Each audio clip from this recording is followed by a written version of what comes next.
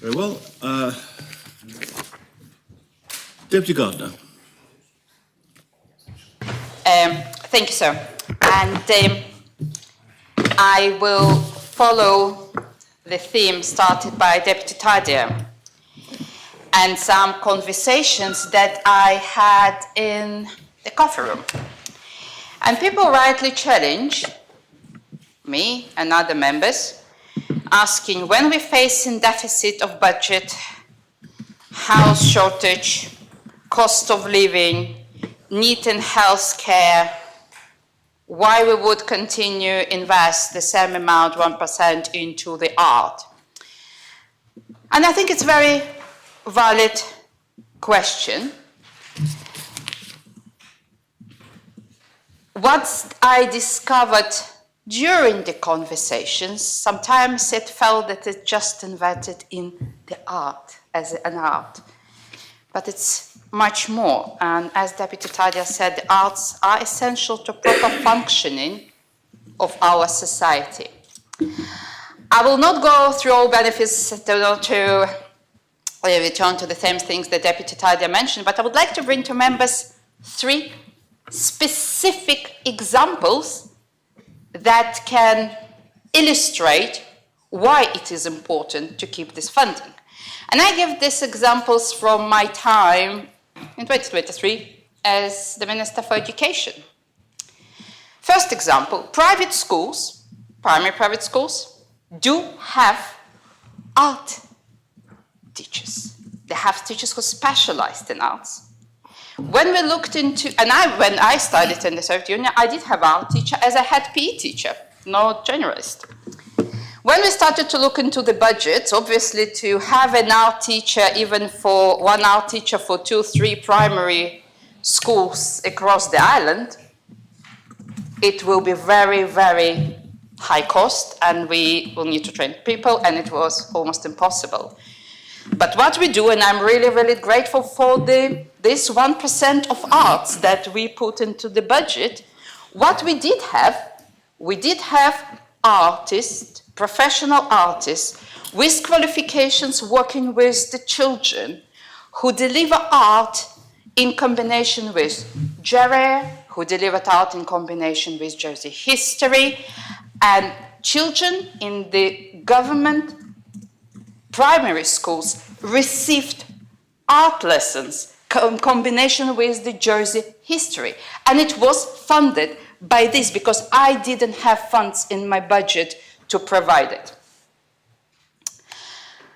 Second example, I'm not sure how many of you visited joint exhibitions done by all primary schools at the Capitol House, where each school developed a theme connected to, again, to our island, and it was done with this particular funding.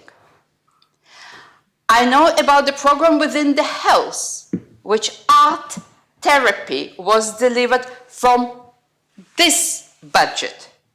So for me, 1% of this budget, it's not just arts, it's actually services delivered to our residents, to Jersey residents, and they will benefit from them. I would like to also challenge maybe other ministers and basically to see what else can be done with the funds more, which I felt maybe we missed. And again, it's new funding, and it's funding being developed, and very well developed Creative Island Partnership, Music Manifest. It's lots of things happening. But I would like to give you 4 points. And everyone can ask themselves, have we used this budget for this? Or maybe we can use this budget. So first of all, it's economic drivers. Nobody talked about art that is a commodity. There are islands who benefit from investing in the arts and artists. A strong art sector is an economic asset which stimulates business activity, attracts tourism revenue, and retains high-quality workforce. It's economics. We're told that we need to diversify our economy. Arts, it's one of the ways to diversify our economy because arts can bring revenue. Second, it's educational assets, and it's imagination and creation. And if you're talking about lifelong learning, with AI will never, never, ever replace creativity and creative thinking. And arts, it's what definitely, this is what brings you this creative thinking and different thinking. One of the things. Three, civic catalysts. The arts welcoming sense of place and desirable quality of life.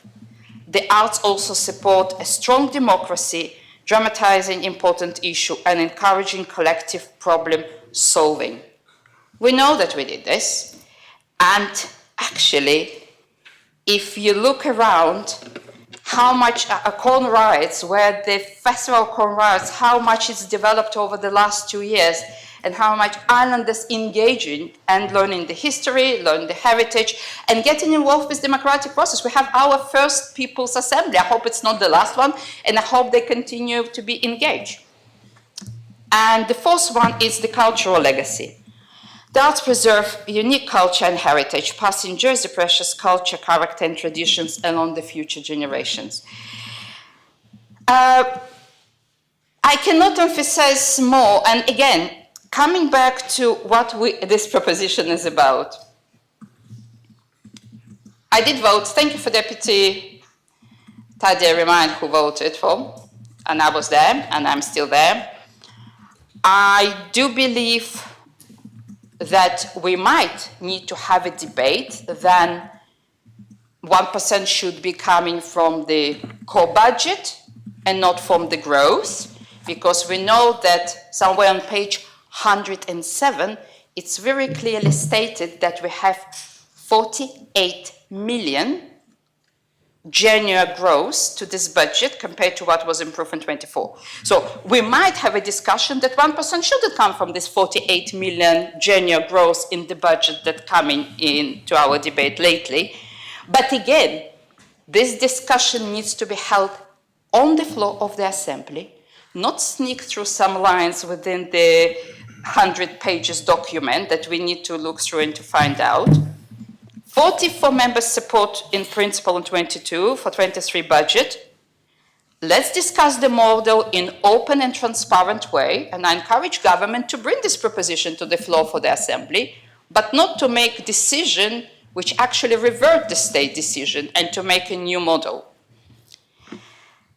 So my vote will be obviously in support, as you can understand from my speech, support of Deputy Tadia from two principles. One is principle, the decisions of the Assembly should be upheld, and if government want to change, bring it back to the Assembly to the debate. And second, 1%, it's the bare minimum that we can invest in our culture, arts and heritage that residents will benefit across all ministerial portfolios. Thank you, sir. Thank you very much, Deputy. Deputy Dublé.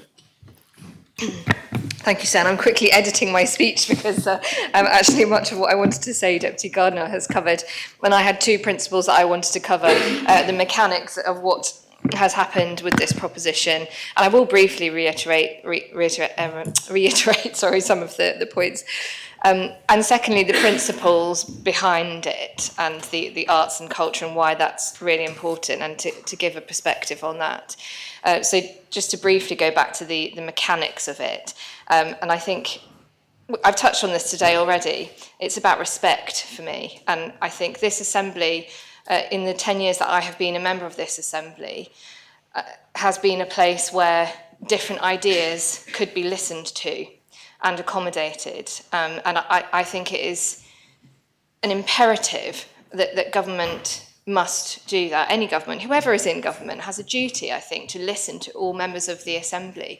And likewise, we need to consider each other's perspectives that might be different to our own, and compromise and come to agreements that might not be exactly what we had originally envisaged. And this is what we did with Deputy Tadia's original proposition. It was a fresh idea that hadn't been considered by government, and it was overwhelmingly supported. And I think the Assembly at that time were really proud to do that. And I would like to see that respected. I will say that word again, respect is absolutely imperative that in our democracy that we are functioning with a level of respect for each other. So the second point that I want to touch on is the principles behind why the arts, culture and heritage are so important. And along with our natural environment, which has been the subject of another debate this week, and also I think the third thing is our amazing community spirit. But I think those three things, sir, are actually what give our islanders their quality of life in Jersey. And particularly, I want to talk about families, partly because my background in teaching, but also I have a young child myself, and it has been tangible. The increased offering of the arts and the culture and heritage offerings has been tangible. And as my child is growing up in this island that has that increased offering, it is absolutely life-changing. And I cannot emphasize that enough. For a child to grow up with the high quality culture and heritage and arts surrounding them, it is life-changing. And I want to mention one organisation in particular. I think all of the organisations and projects on this list that Deputy Tadja has circulated are doing fantastic work. But Art House Jersey, I think, is the newest of the organisations. And I have been absolutely astounded by some of the offerings from Art House and the variety of offerings that they have been able to give to the island, and that they manage to accommodate all different types of disabilities and different backgrounds and different ages. And the recent exhibition, I took my child and went with my partner and my stepson, and they were so engaged in it, and they never would have had that experience previously, I think, without this funding. And I thank Deputy Tadja for that, and I thank Art House and the other organisations. It is life-changing. That perspective that the children who are growing up with this offering are going to have as they grow up and contribute to our island is going to shape Jersey in a different way. I cannot understate how important it has been. And of course, it's important that we make our islands an attractive place. I think others have said we need to keep young people on our island so that they are having families. It needs to be a fun, attractive, exciting place to live so that people will stay and have families and contribute to our economy.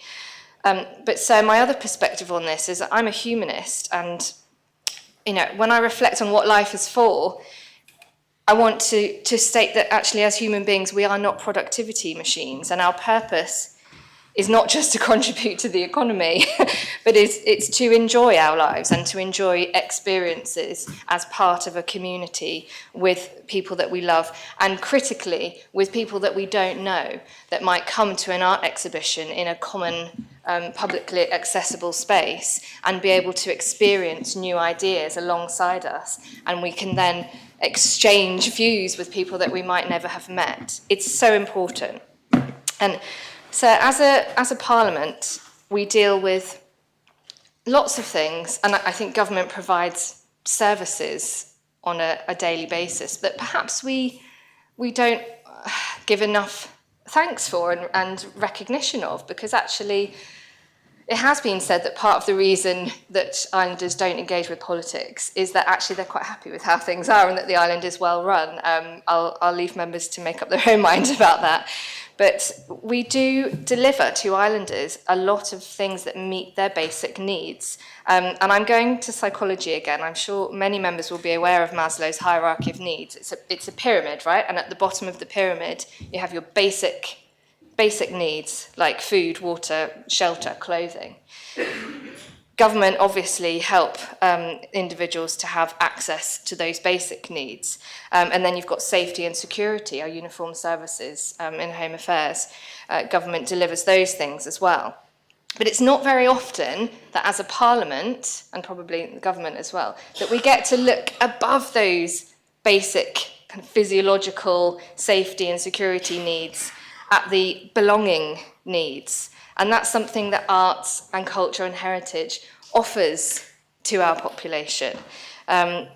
that feeling of connection, a sense of achievement and a sense of self as an individual and as a connected person within a community. And right at the top is self-actualization.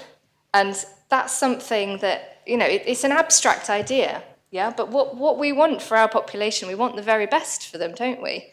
We want to give them the basic things that they need to survive, but we also want them to live, as I think the young people of today might say, live their best lives.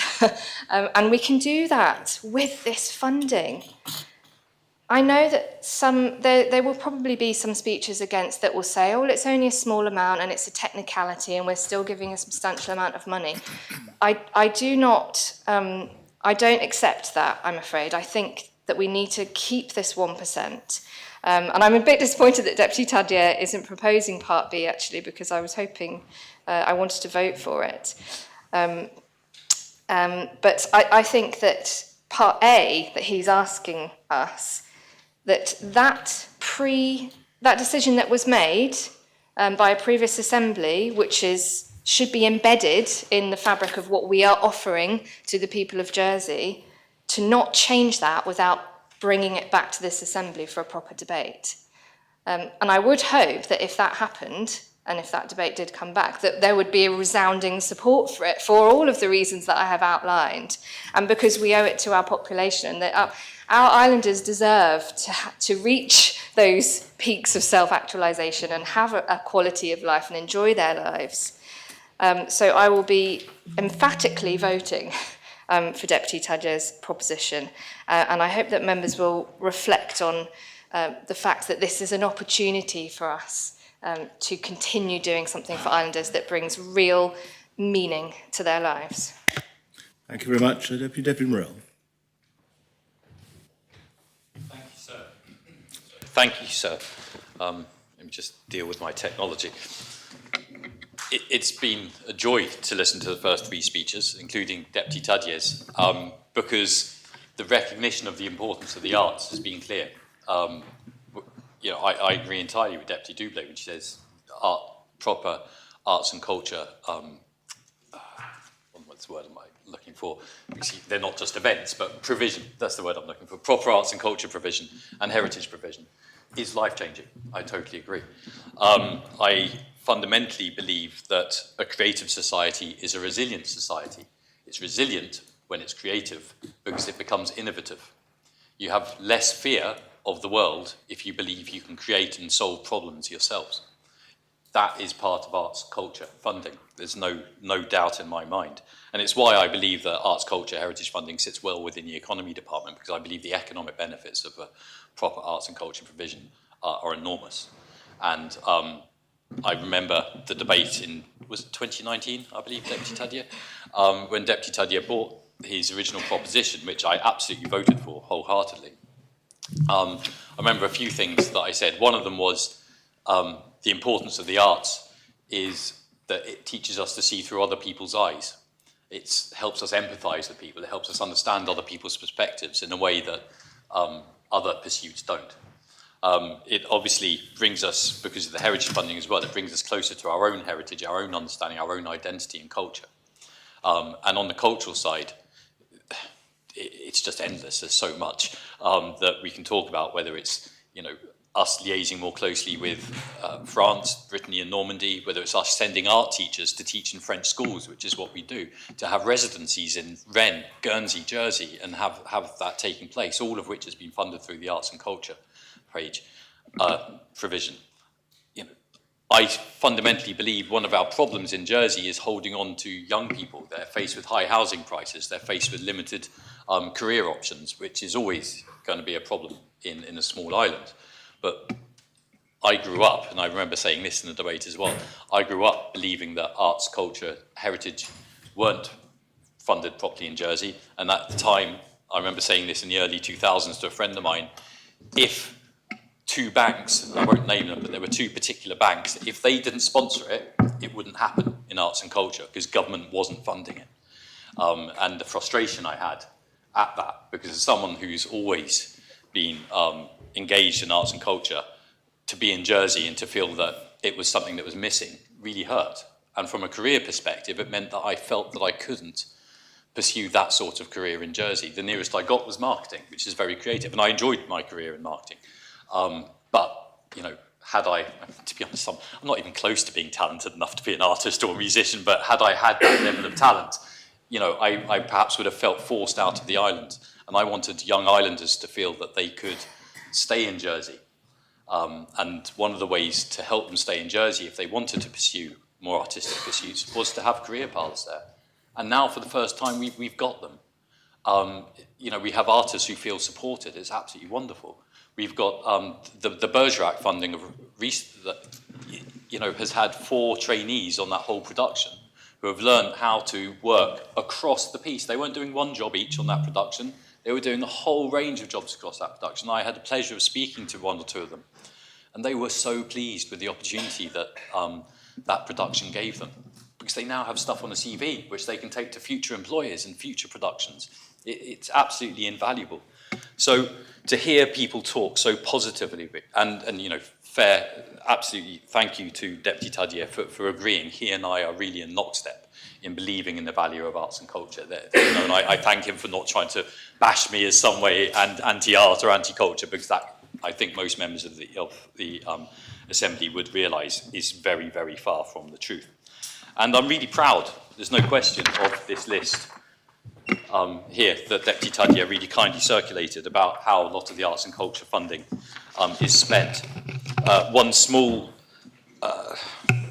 point of clarification, I guess, is I believe, I'm happy to be wrong, I'm happy to be proven wrong, I believe the Gérier funding was done from the economy department before the 1% for the arts. I think that was the case. But obviously it became easier once the 1% for the arts was in place, because the arts had more money and we were able to do the Gérier funding from there as well. I'm particularly proud, sir, of the Ballet de Géry. There is no way the Ballet de Géry, which people all ages are enjoying so much, that I was so pleased. I spoke to the director just a couple of weeks ago. She's now booked their first tour date in Paris, I believe, next April. So they are now ambassadors for the island. They are taking the island out. I recommend anybody go to their performances. It's different. I find it absolutely wonderful. And of course, from the perspective of girls, because it has to be said, being the father of a daughter, I know that there are hundreds, if not thousands, of mainly young girls. It's not 100% young girls, but mainly young girls who pursue dance at a young age, ballet and other dance from a very young age. Now they've got a company, a professional ballet company and dance company in the island that they can look to and believe that they can be that person. In the way that when I was a young lad and absolutely useless at football, but still like to believe I could play for Liverpool one day. I believed, definitely a past tense use there.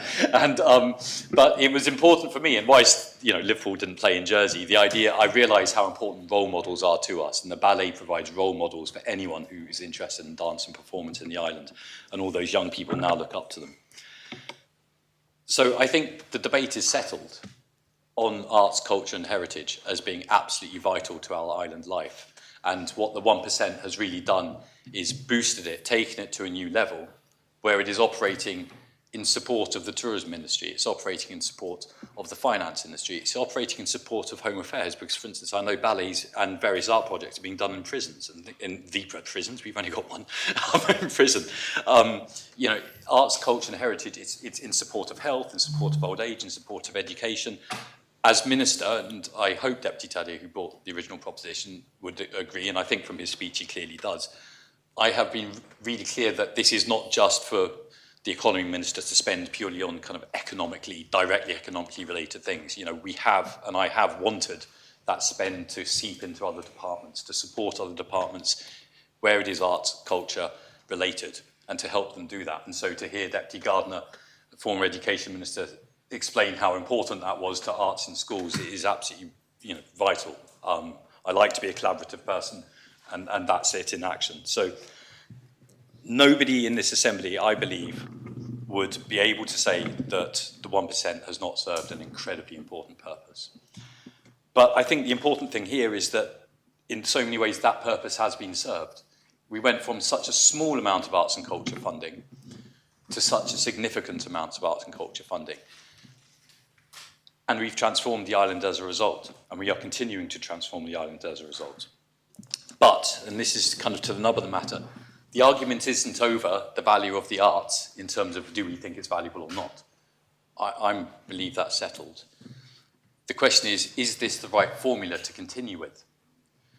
And over the last 4 years, I guess actually 2-3 years, but I was an assistant minister before that, 3 or 4 years in government, I've come to believe that it was the right mechanism to get arts funding to where it is today, but as an ongoing provision, it's not the right way to do this. And actually that was really brought home to me when Deputy Luce was lodged his proposition, which initially, I believe, was 1% for agriculture. And I could see as soon as that proposition was lodged, and I talked about it with the farmers beforehand and said, we really shouldn't do 1%. The need of agriculture, and we'd worked with the agriculture officer on this, isn't 1%, which back then would have been perhaps £9.5 million, £10 million. That wasn't what we needed in agriculture. We needed, and it was the sum, I believe it was 6.7 in the end, is where we at. That was the assessed amount that we needed for agriculture and the rural and marine economy. Had we agreed to 1%, not only would we, yes, we'd have put a lot of money into agriculture, of course. We could find ways to spend 10, 11 million pounds in agriculture, don't get me wrong, but it wasn't the actual need. And beyond that, this 1% formula creates a problem. And it creates a problem which is, it is based on expenditure. It is 1% of expenditure of the government. In order to honour that, which to be fair, the Treasury Minister has continued to do, is we have to adjust the actual budget through the year. And so I believe, and I believe I'm correct in this, because I do remember the Treasurer telling me this, there is an adjustment 6 months in, because they have a reforecast of government expenditure, and often it's higher than it was first believed at the beginning of the year. So they then have to put extra funding into arts and culture because other departments are spending more than was expected. And so what I'm trying to describe to you with the 1% formula is a spiral of increasing cost. In kind of simple terms, the way I've put it to people, if one department overspends, arts, culture and heritage gets more money. What you can see there is, in a sense, if I was really being focused on arts, culture and heritage, I'd be encouraging all other departments to overspend constantly because I, as Arts and Culture Minister, would be getting more and more money for arts and culture. And in itself, that creates a spiral. So if you have, and I don't believe this has happened, as an example, I'm just doing it using these numbers because it makes for easy thinking. If you have a department which overspends by £100 million, the Treasurer has to give an extra £1 million to the arts and culture budget. So suddenly your increase in expenditure is not just 100, it's 101. And that's the fundamental flaw in this formula. It encourages increased expenditure, an ongoing spiral of increased expenditure. And that's the reason why I was asking, I was working with Deputy Luce back when it came to the agriculture budget to please don't go down the 1% route. Let's find a way. Because what you'll do then, you'll have two budgets, which every time there's an overspend somewhere else, you're then having to put more money into those other two budgets. It's been talked about having a 1% for sport. So then you'd have three budgets. Every time there's an overspend somewhere else, you've got these three budgets that have to be topped up even more. So your £100 million overspend suddenly becomes £103 million. Because you've got to top up the sport, and you've got to top up the agriculture, you've got to top up the arts by £1 million each.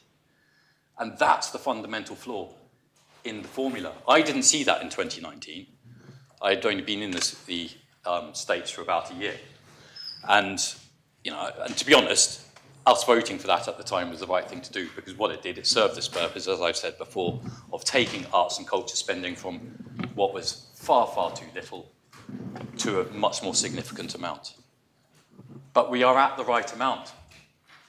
This 2025, £11.5 million.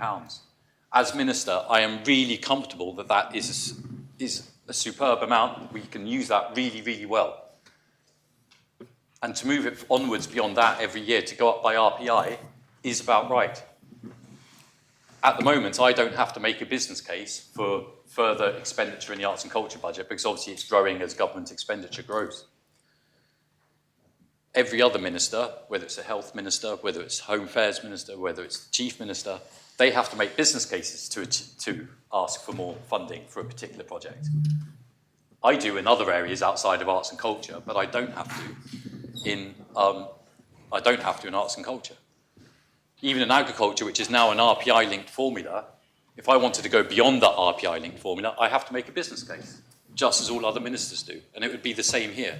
We go to an RPI-linked formula, then if I want to do a particular project somewhere, which is going to cost another £500,000 beyond the 11.5 that we've got, I have to take to the Council of Ministers a business case and try to win that argument. I do believe that's fundamentally the right thing to do, because one, all the other ministers are having to do that, and there can be arguments, let's say around health, that you could argue some of that is sometimes more important than arts and culture into certain areas. Same with education. Sometimes some of the things there might be more important than some of the things in arts and culture, but they're having to make business cases and I'm not. I just get the extra funding. Don't get me wrong. As a minister, it makes my life much, much easier for arts and culture. I don't pretend that's not the case. It's a relief. I don't have to do that work. But there is, in many ways, a fundamental unfairness about it. There's a fundamental unfairness about it. There is also something else which hasn't been mentioned. And I do understand why, because I don't think in the last 20 years I've seen a government budget be less one year than the next. Sorry, less one year than the previous year. But it could happen. There is nothing which says government expenditure has to increase year on year. Government expenditure could decrease. If government expenditure was to decrease, the Arts and Culture Minister would have a really difficult problem, because 1% would absolutely shrink. So it is not 100% guaranteed the arts and culture budget gets bigger every year. The moment government expenditure decreases, the arts and culture budget decreases. With an RPI fixed formula, that wouldn't be the case. The arts and culture budget would grow with that. And so it can't be said that you are guaranteed every year an increase in arts and culture funding, but I accept it is probably, by a long way, probably the most likely thing to happen. But it can be the case that it would decrease. I think it is really important to point out some certain areas. Since 2021, the total budget for arts, culture and heritage has grown from 6 million to our proposed 11.5 million next year. That's nearly doubled the budget over 4 years, and I think that is absolutely the right thing to do. We're pleased we've done this. But of course, as I said before, I haven't had to put business cases to do that. I've not had to show why I deserve, or why the arts, culture and heritage budget deserves that money. I just hope that when people look at this kind of spend that Deputy Tadje has passed around, I hope they think I've done the right thing and that I've done a good job. That's what I hope people see. But obviously it's all challengeable, and some people are bound to think they should have been here and not there. That's why I was really pleased that Deputy Doublé talked about Art House Jersey, because one of the things I did when I was first became Minister for Arts and Culture, and I think I was Assistant Minister at this time, was I said, I significantly want to increase Art House Jersey's budget. And actually, I almost tripled it in 1 year, because I could see that their approach to arts and culture was the sort of approach that I wanted. It was wide, it was diverse, it was open. And one of the things I do worry about in arts and culture is gatekeepers. If Kirsten is the only person who decides what art goes on in Jersey, then you're only going to get Kirsten's view of what art goes on in Jersey. Art is diverse by its nature. So you have to have a wide variety of gatekeepers, in my view. And by supporting Art House Jersey in that way, I believe we've done fantastic things. And look, the events landscape has been transformed by them, whether it's shirts looking like they're being laundered at Charing Cross, or whether it's a giant globe floating on the Queen's Valley Reservoir, or whether it's grains of rice in Capitol House, or whether it's Capitol House itself. I'm so proud of Capitol House. That was Art House Jersey's initiative, because they suddenly had the funding that they hadn't had before. So they said we could open Jersey's first free public gallery. That's what they've done. And so many artists, whether they're international or local, have been shown there. And it's a wonderful, small space which they use incredibly well. And I suggest anybody who's feeling tense feeling pressured, feeling like they just don't know what to do this lunchtime, pop to Capitol House. They're closed on Mondays and Sundays, but outside of that, when they've got an exhibition on, it's a fantastic place to go and spend an hour.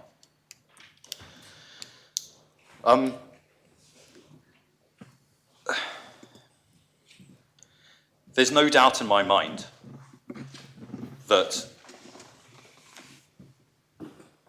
the 1% has that unfairness about it.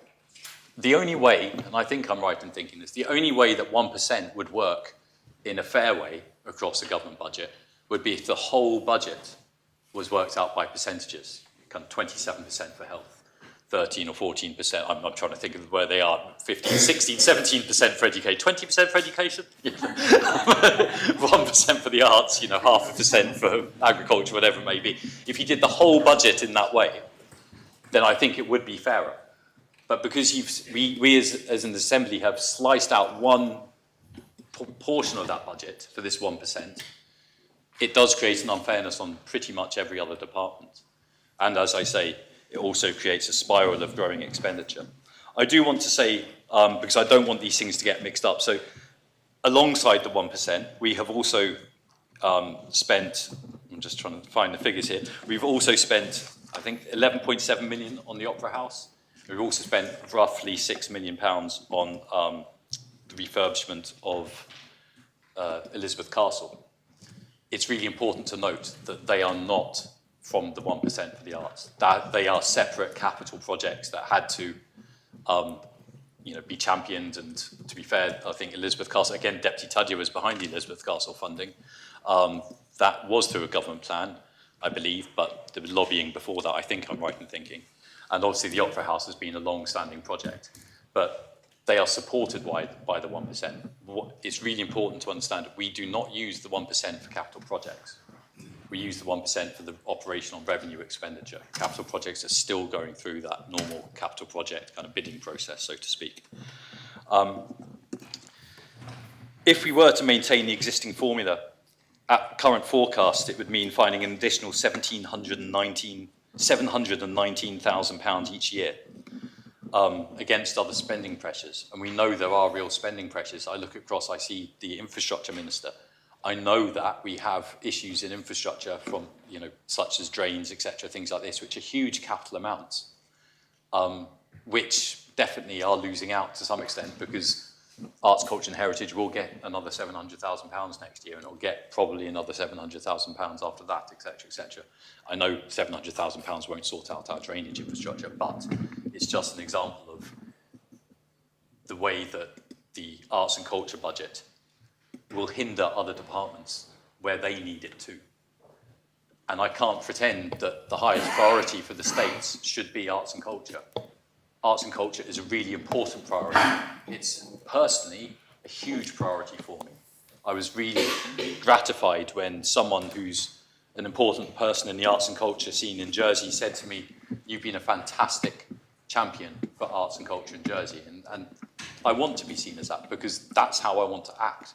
But I don't believe by changing this formula that I am in any way denting arts and culture in Jersey.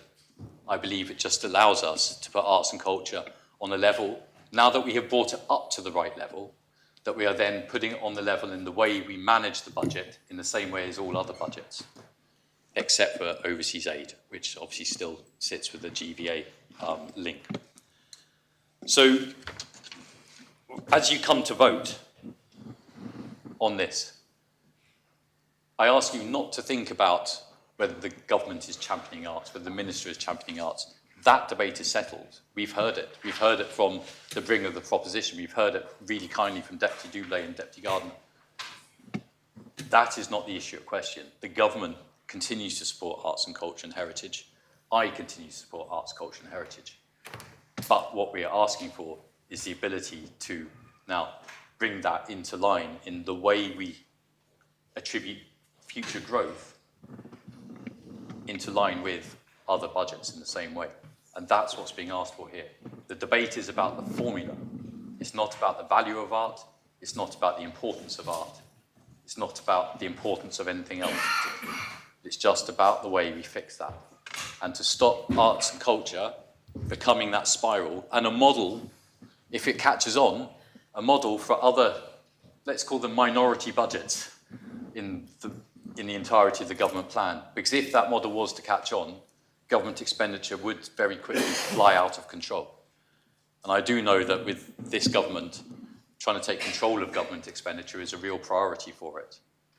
And this particular formula is one example where it makes it harder to take control of a budget.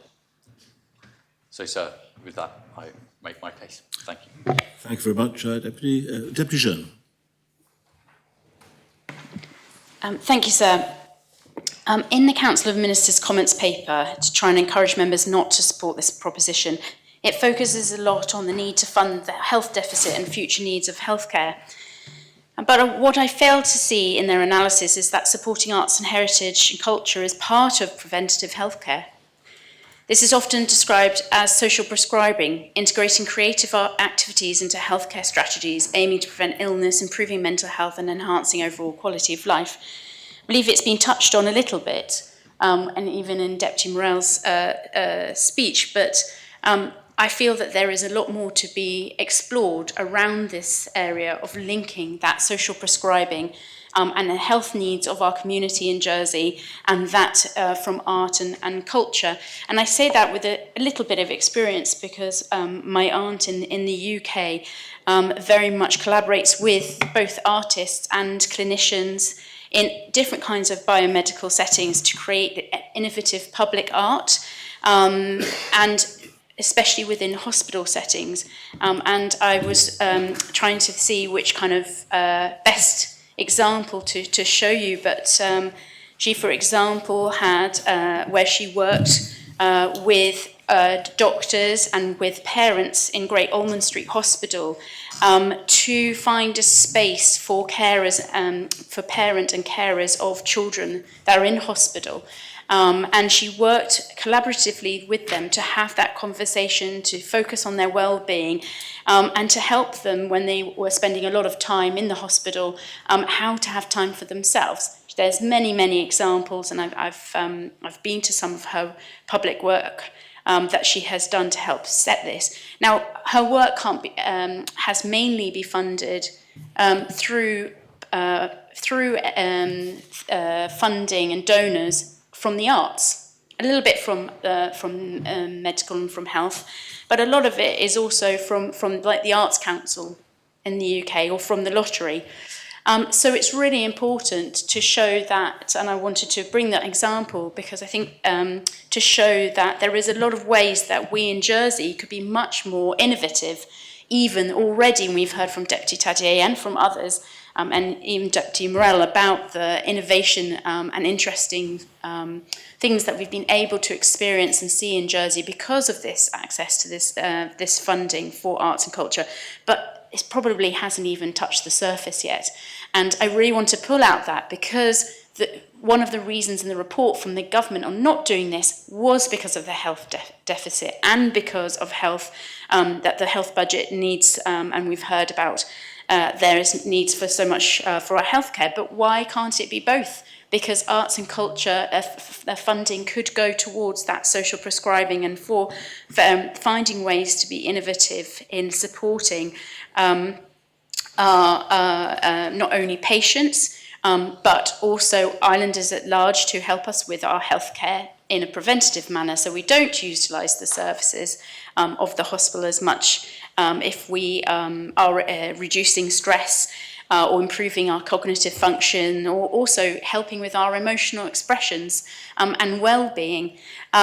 We also, of course, have our healthcare providers as well, who are put under a lot of pressure, and we've heard a lot recently from them about the concerns they're having within the healthcare system in Jersey, and the stress that they are under. They also could benefit from this type of support through the arts and cultures to help them reduce stress. And also help them with their wellness, well-being in the hard work that they do. So there's lots of benefits and long-term impacts in understanding how there can be this symbiotic relationship between arts and culture and, for example, healthcare. And so I think that's, and I heard that the health minister wants to start doing more about preventive healthcare. Absolutely fantastic. We haven't heard yet what necessarily that looks like or how that links with the budget that he is asking for in the draft budget 2025. But couldn't this be part of that? Linking art and culture and understanding how important that is to social prescribing and that preventive means that, that we could support that linkage. But as others have said, Deputy Dublé has said, really the main thrust of this is, I suppose, is not really about arts and culture. It's about the fact that, and if Deputy Tadier hadn't spotted the fact that this formula had been taken away and that there was this change in understanding about how to fund arts and culture in the draft budget, we wouldn't be having this debate, because maybe some of us don't have an eagle eye like Deputy Tadier does to find out that this is happening behind the scenes, behind closed doors, because we wouldn't have necessarily seen it hidden in a very detailed, as the Chief Minister alluded to on Tuesday, detailed budget. We may not have seen this. And so I think that is ultimately what we are actually talking about here today. I know that a lot of us will say how important art and culture is, but really the bottom line is the fact that this is about taking away a decision that the States Assembly had agreed to this 1% without bringing that debate to the Assembly and doing it in this way. And really, I know Deputy Morell has talked about our aid budget, but how do we, if this has happened to arts and culture, how do we know that this same feeling in the long term of changing a formula that has been agreed by the States Assembly is not done in the next budget? How can we make sure that, because we obviously, we've heard the Treasury find it difficult with these formulas, you know, will they row back on that commitment for 0.3% of our GVA for Jersey Overseas Aid and hide that in the budget as well? So I think this is really about being worried about the way forward, about how this is being treated. And so I really urge members to vote for this. Of course, vote for arts and culture and seeing that it has a huge impact for this our community in all the ways that we've heard so far. But really, it's also because it's about the principle of actually hiding this change of a States Assembly decision deep within the very detailed draft budget that we've got from the Chief Minister. And instead of having that coming and in a transparent and open way to have that discussion in the States Assembly. Thank you. Thank you. Deputy Alex Curtis. Thank you, sir. And I only rise to probably use 60 seconds of time to reflect on what Deputy Morell said. Unfortunately, I can't see him to address him, but I'm sure he is listening. And that is regarding the technicality and nature of some of the logistical challenges of implementing the 1% as is. And when I first spoke to Deputy Tadier about this proposition, I said, well, I might amend it. And I think his ears probably pricked up. And I was curious as to how, and I said there's a very technical element that those who have sat round a room when a government plan or budget is being prepared, they hear the challenges of this being a budget on actual spend of arts and culture. And I said, I may well amend this to say, well, actually an administrative change from actual spend to forecast spend would be one, if the deputy agreed, would not be substantive in nature, but would be one about improving logistics for the government for their financial planning. So this is really just to say, for any member who is concerned that the mid-year adjustments that may or may not occur from departmental overspend, if that's a valid reason, I would trust members may consider, members may wish to speak on it, that a change to the formula that could well be brought to change it from actual spend to 1% of, say, forecast spend. Whether that needs a proposition, I'm sure members could agree to that fairly quickly. But let's not get caught up on small details that actually, when these logistical challenges quite rightly appear to the public service, we should be willing to adapt to make sure that actually the principles set here are right and can be implemented without technical hiccups. It's really to address that and to ask members not to fall on that one argument if they are minded, and actually to think that actually where we can take in feedback to make systems easier to implement, let's do so. There is clearly a method within a 1% delivery that sets a figure as approved in a government plan, and amendment mid-year should not be needed beyond that. Thank you, sir. Thank you. Deputy Ward. Thank you, sir. And I just rise. I mean, I accept Deputy Curtis' argument, but Deputy Jean made a really valid point, and these issues need to be brought out on the floor. I mean, this is not stuff that happens behind the scenes. We saw period products where the deputy sitting next to me had to rescind her proposition to do that. Sorry, Deputy Moore, my brain is frazzled on a Thursday afternoon. We had to rescind a proposition properly within the Assembly, and I think this is where Deputy Taddy is going with this, and I'm glad someone's spotted that, or glad he spotted that. The challenge always with the arts is around the numbers. I mean, how do you measure the economic value of arts? I can point at 100 teachers costing us Y amount, so many schools costing X, a hospital costing, well, who knows what a hospital costs, and drains costing another sum of money. You know, we can point physically at those things, at those numbers, and that's why we can give them budgets. Art is a very difficult, almost nebulous thing to get hold of and say, what actual value is arts giving to our economy?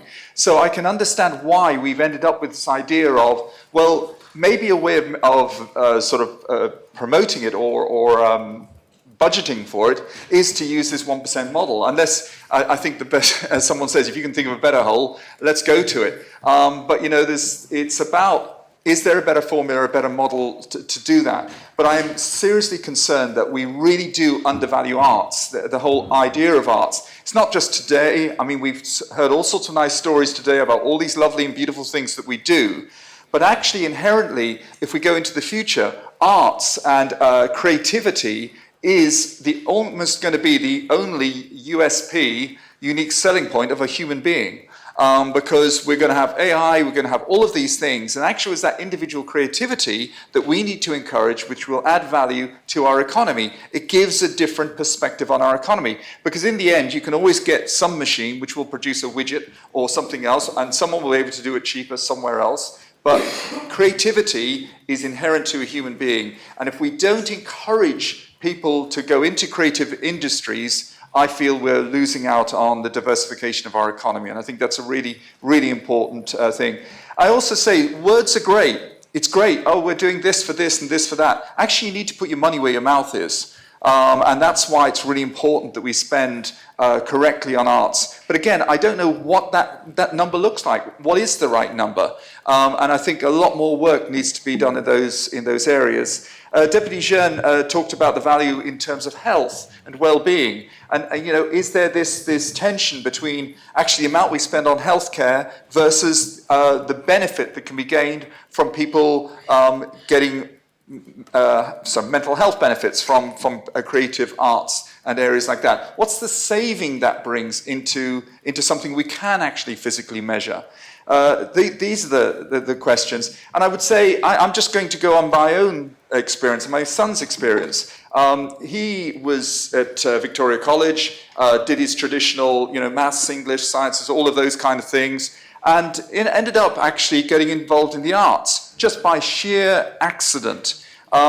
He's gone to university. He went to the Royal College of Art, sponsored by.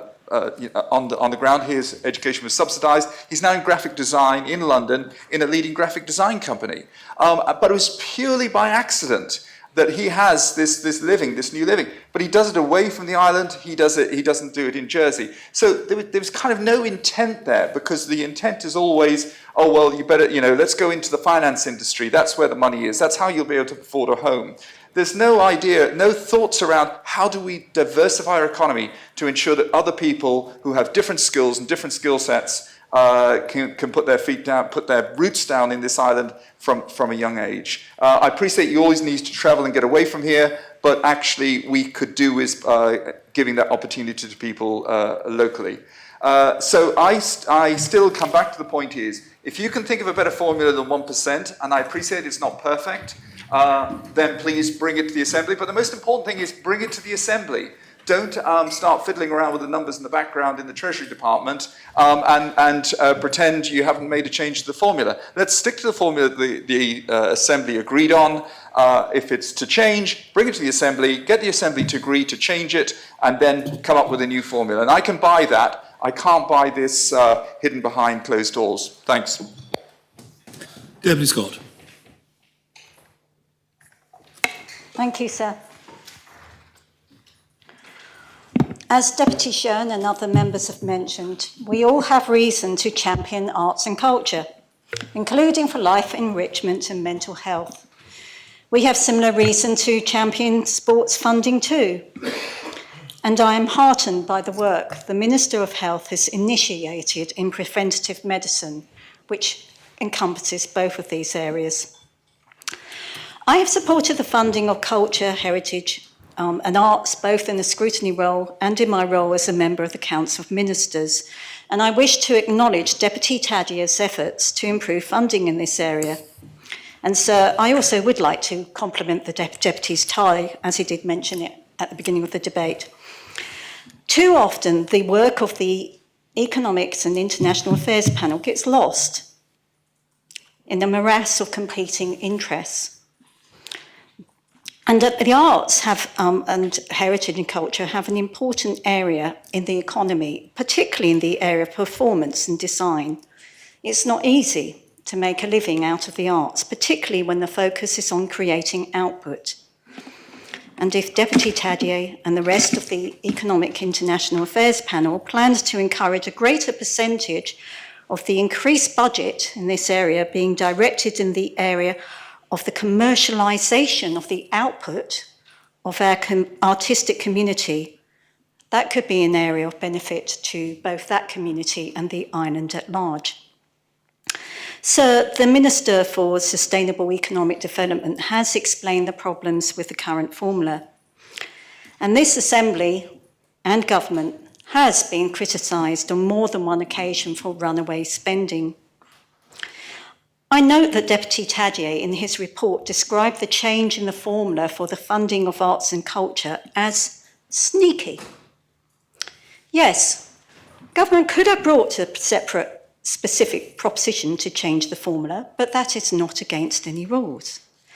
In fact, it's happened previously on other occasions, including with respect to the funding of the hospital, and states members may have different views about that. As the report accompanying Deputy Tadier's proposition shows, the proposal in the government plan to change the formula is clearly stated in the government plan to be debated by the States Assembly in November. And that is in the context of many choices regarding funding in many areas of government.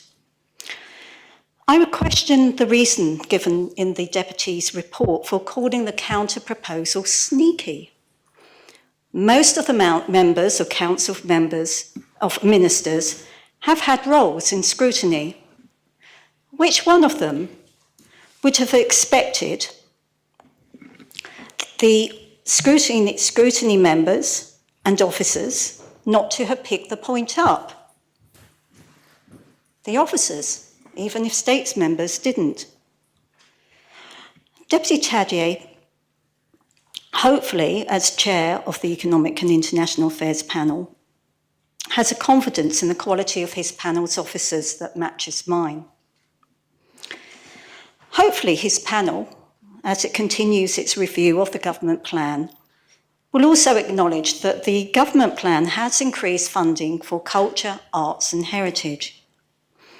Now, this Assembly has a history of passing propositions which, on examination of their detail, might have been drafted with the benefit of hindsight.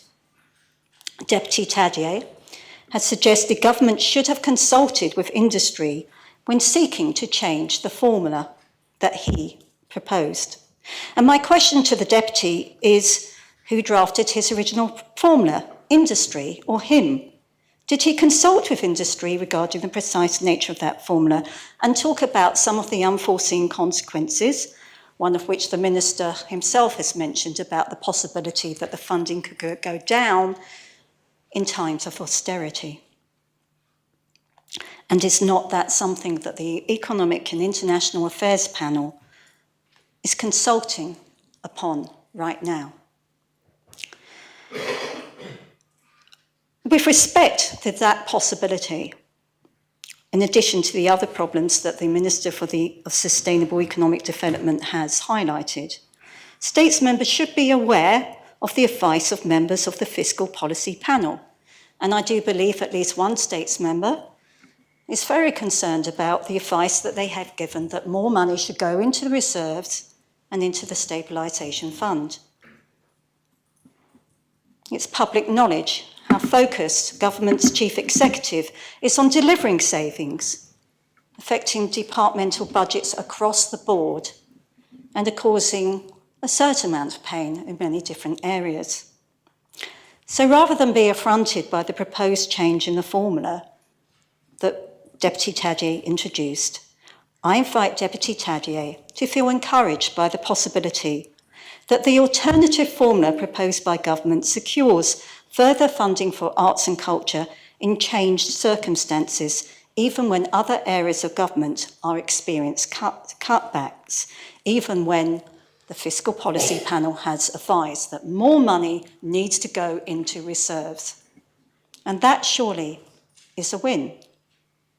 Now, we are voting on paragraph A of the proposition, and I believe this is really about a difference in approaches towards orderly and efficient States Assembly debates and productivity in those debates, how we do things and how we do them well. The government plan remains an appropriate forum to propose changes in government spending. Our scrutiny panels remain the vanguard for scrutiny of the budget. And there is efficiency in the way that the work is divided and in which the the panels focus on the different elements of those budgets. And much of the purpose and value of those panels is to indeed ensure that points of detail in the government plan are not missed. And I really must commend the work that I have experienced of the scrutiny officer in the that I've had the privilege to work with. How many other parts of the government plan do members wish to be debated outside the context of the government plan debate on the basis that these are points of detail in the government budget that they might have missed had on the basis that they weren't perhaps a member of the scrutiny panel? I do believe that those points are raised generally in the government debate when of concern. And if you do keep bringing other matters before the context of the debate of the government plan, well, won't this be a runaway train? Sir, I urge members to just simply get back to the basic text of this proposition and to think again of the way in which we debate government funding in the context of the budget and the role of scrutiny, and I therefore urge them to reject this proposition towards more orderly and considered debate. Thank you, sir. Thank you, Deputy. Deputy Otis. Thank you, sir. I was asked by Deputy Tadier, I hope the Treasury Minister will be listening outside the Assembly to some of the things I've got to say, because she's the one that has got the problem. I was asked by Deputy Tadier, I will admit, whether or not I was going to support his 1%, because he may have thought that I may be in the typical Treasury mould of not wanting to agree hypothecated funding, which would have been my default position. And I did come to this Assembly today, and indeed when considering this last night, with a likely and default position that I would be against hypothecated funding. However, And I say that, sir, because the problem that the Treasury Minister has is that the experience that I had in serving on Finance and Economics and the Island's Treasury Minister from 2014 is the challenge of balancing budgets and delivering, finding growth monies. There's nothing new about the health funding problems, nothing at all. And also how to deliver savings. And the one issue that I learned, based upon the experience of my predecessors, was that you need a multi-year funding settlement, a minimum budget settlement for departments and those organisations which we fund. The last Assembly abandoned the multi-year budget approach. There has been much negativity spoken about that, but I could give members a bit of a background if they've got time, not now, as to why we moved to that multi-year funding. It was a minimum funding, always with the ability in the budget to allocate additional money if additional monies had been brought in from additional government revenues. I know the government will say that they've got projections in the budget, but they're meaningless, sir. They're not statutory minimum limits. There is absolutely no certainty that any department, any ALO or funded organisations, of which the arts and culture organisations, which we're going to come to, have any certainty that their budget, what it's going to be next year. And that's the fact. Just putting a projection means nothing. What matters is a statutory minimum base budget. And I'm afraid to say that I will take issue with the Assistant Minister for Economic Development and External Relations when she cites in evidence the support of the Fiscal Policy Panel, a panel that I brought in. I know well, I know why they exist, and I'm pleased that they do exist, and their opinions matter. And under the new chair of the eminent Sir John Cunliffe, who I think was very polite but very clear in his observations, that there is an issue with the sustainability of our future funding. Yes, we need to put money in reserves, and yes, we need to deliver greater services, but we also need to deliver, a control of inflation. One of the strange, bizarre things is actually the inflation figure that was reported yesterday is actually probably going to mean that the government needs to be careful what they pray for. If they want to have an RPI increase, I'm afraid RPI is rising, and it's rising because of domestic-driven inflation, not imported inflation. No organisation, sir, whether it be a government organisation, whether it be a business, whether it be a third sector organisation, whatever, can just simply operate on a year-to-year budgetary approach. The abolition of the statutory guaranteed limit for budgets, minimum funding limit, was a retrograde step. I've invited the Treasury Minister to meet with me to explain why it is going to be impossible, I say, to deliver savings and efficiencies without a plan. You do not deliver efficiencies. And I'm tired of hearing of the government members saying that cuts mean service cuts. No, efficiencies mean just that. They mean productivity. They mean doing the same for less. And doing the same for less, sir, means investing in how to get that. And we have a huge opportunity, all governments around the world. We're listening to the UK, of which we are dominated by the media, talking about the massive opportunity in artificial intelligence, about how that can actually mean that those boring, repetitive tasks can be used carried out by computers, and therefore we can release those individuals engaged in those administrative, boring tasks to actually frontline services. When we moved to multi-year budgets, my predecessors and Treasury, all 5 of them that were alive, met in Cyril Lamarck House, and we even had a photograph taken in front of the great late Senator Cyril Lamarck, because we all thought, we were unanimous in thinking that he would have agreed. And I know that Colin Powell, who was also in that picture, absolutely agreed with this as a thing, but we don't have it. Now, why does this matter for this debate today? Well, it means that effectively there is no certainty for those cultural and arts organisations. And all they've got to hang on is the extant decision of this Assembly to have the 1% of spending. I would have more sympathy with the Treasury Minister and the Council of Ministers if they were to say that they were going to go back to a multi-year funding approach, which gave a guaranteed minimum funding to all these organisations, whether they be the organisations in health that deliver those fantastic singing opportunities. I followed a van just earlier and saw the community services people going to people's houses and how music can change the otherwise distraught situation that many people with such as Alzheimer's and face.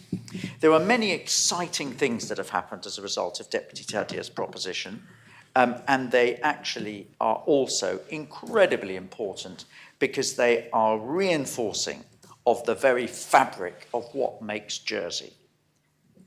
I've sometimes been regarded as simply a person, a member of this assembly that's just interested in money. Well, money's about economic growth and getting growth in. And I believe that actually there's a huge opportunity. I'm at entire agreement with everything that Deputy Morell has said in past debates, in supporting this, and in what he says now. And I somehow think that he is being pushed into a rather difficult position. I think he's being pushed into a position whereby he is being leaned upon by other ministers, and certainly the extraordinary increases that are being required for health and in the health budget are certainly meaning the Council of Ministers has certain massive problems in balancing the books. But I have limited sympathy for them because effectively they have abandoned that well-founded, that international best practice of the IMF and other global organisations in long-term funding. I think that this 1% has provided the organisation in Jersey with an ability to do just that long-term meaningful planning for projects, preserving, enhancing, enriching our rich heritage. And without it, I think that actually the organisation is going to be vulnerable to the pressures of the short-termism that inevitably follows a short-term, year-to-year budgetary approach, the very thing that the fiscal policy panel and those wise economists are warning. Without something, and the 1% is something, they are unable to fulfill their planned potential that must be planned and organised and worked on, not just 1 year in advance, but multi-year in advance. It's worth considering also, sir, in this context, how other countries fund cultural budgets. France, they commit approximately 1.4% of its national budget to arts, heritage and culture. I think nobody would say that France is not culturally important with the many fantastic things that they do. Germany,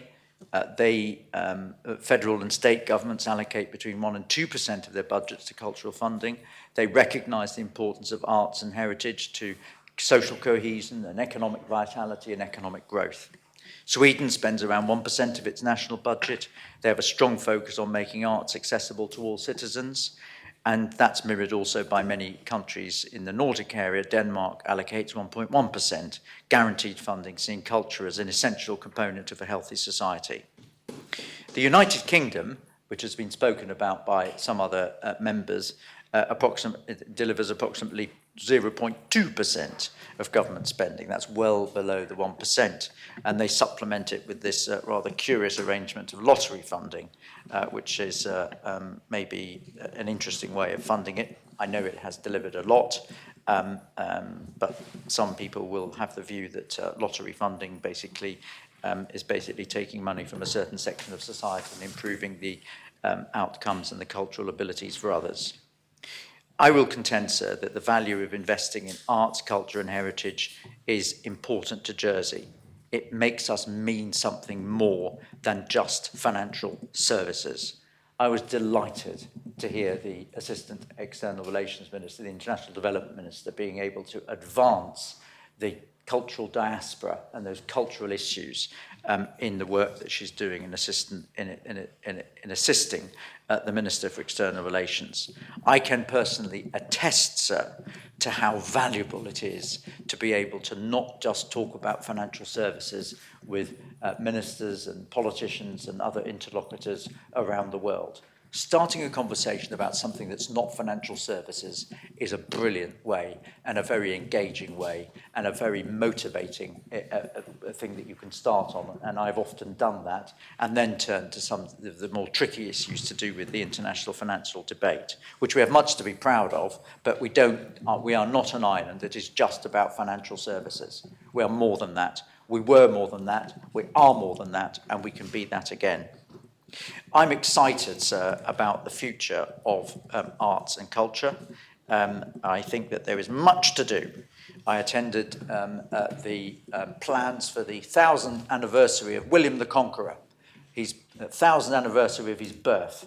In 2027, 2028, I think there was a second Norman invasion of the French embassy in London, sir, and I can tell you that Jersey was well represented. We were treated as equal partners, and I jolly well hope that there's going to be a fantastic Jersey contingent, but it needs planning, and it needs the 1%, and it needs certainty, and without that, it's going to be an easy budget not to give and not to cut.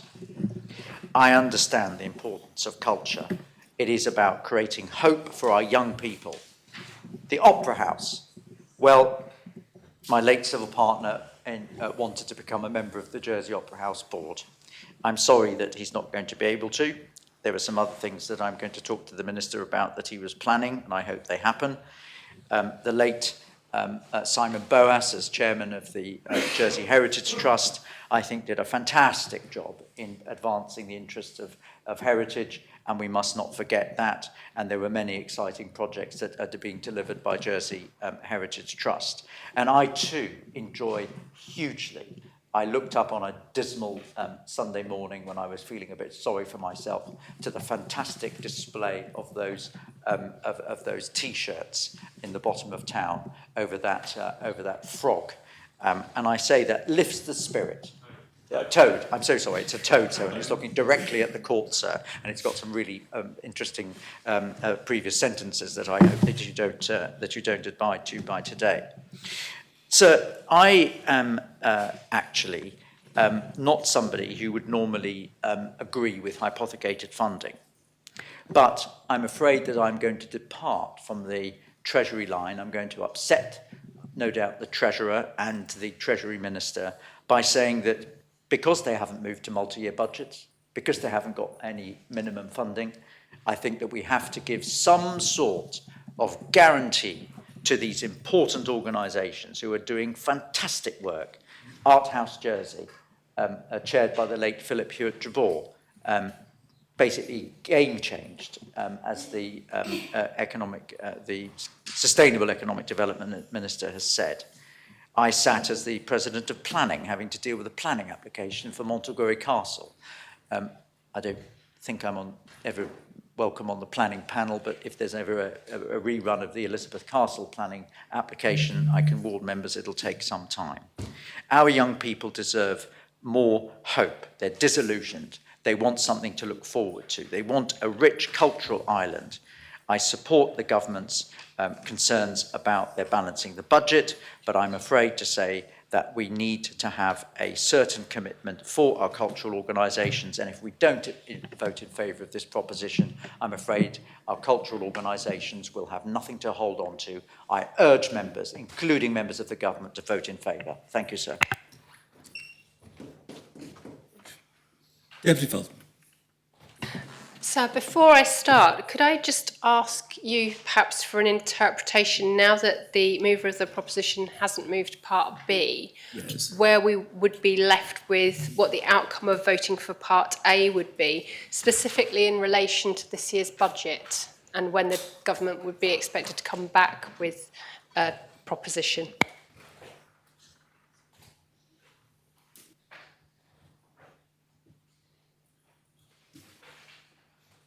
So could I ask as well, whilst you're cogitating, Can you also confirm that there's nothing incumbent on the Council of Ministers to come back with a proposition? Simply, if this Assembly were to pass this today, that they would be obliged to remove the reduced funding and to revert to the 1%? Well, I think that's what I'm being asked to interpret, isn't it? Yes.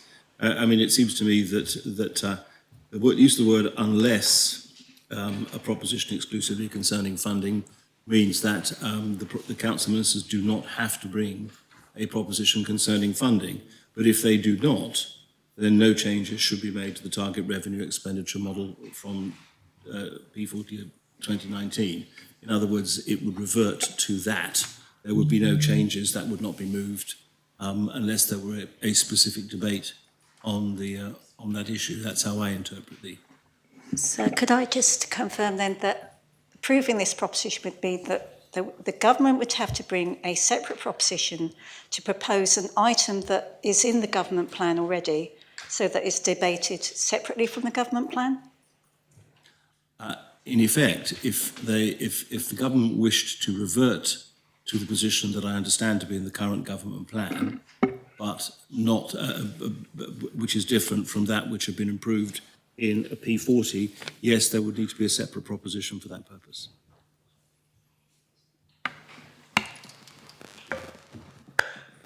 Sorry, so when it says, could it still be included in the government plan, please, sir? As well, I mean, we're saying it's got to be extracted outside the government plan. Well, it's effectively saying that, I mean, I can't remember, I'm afraid, that I should have probably checked the precise wording of what the government plan says in dealing with this.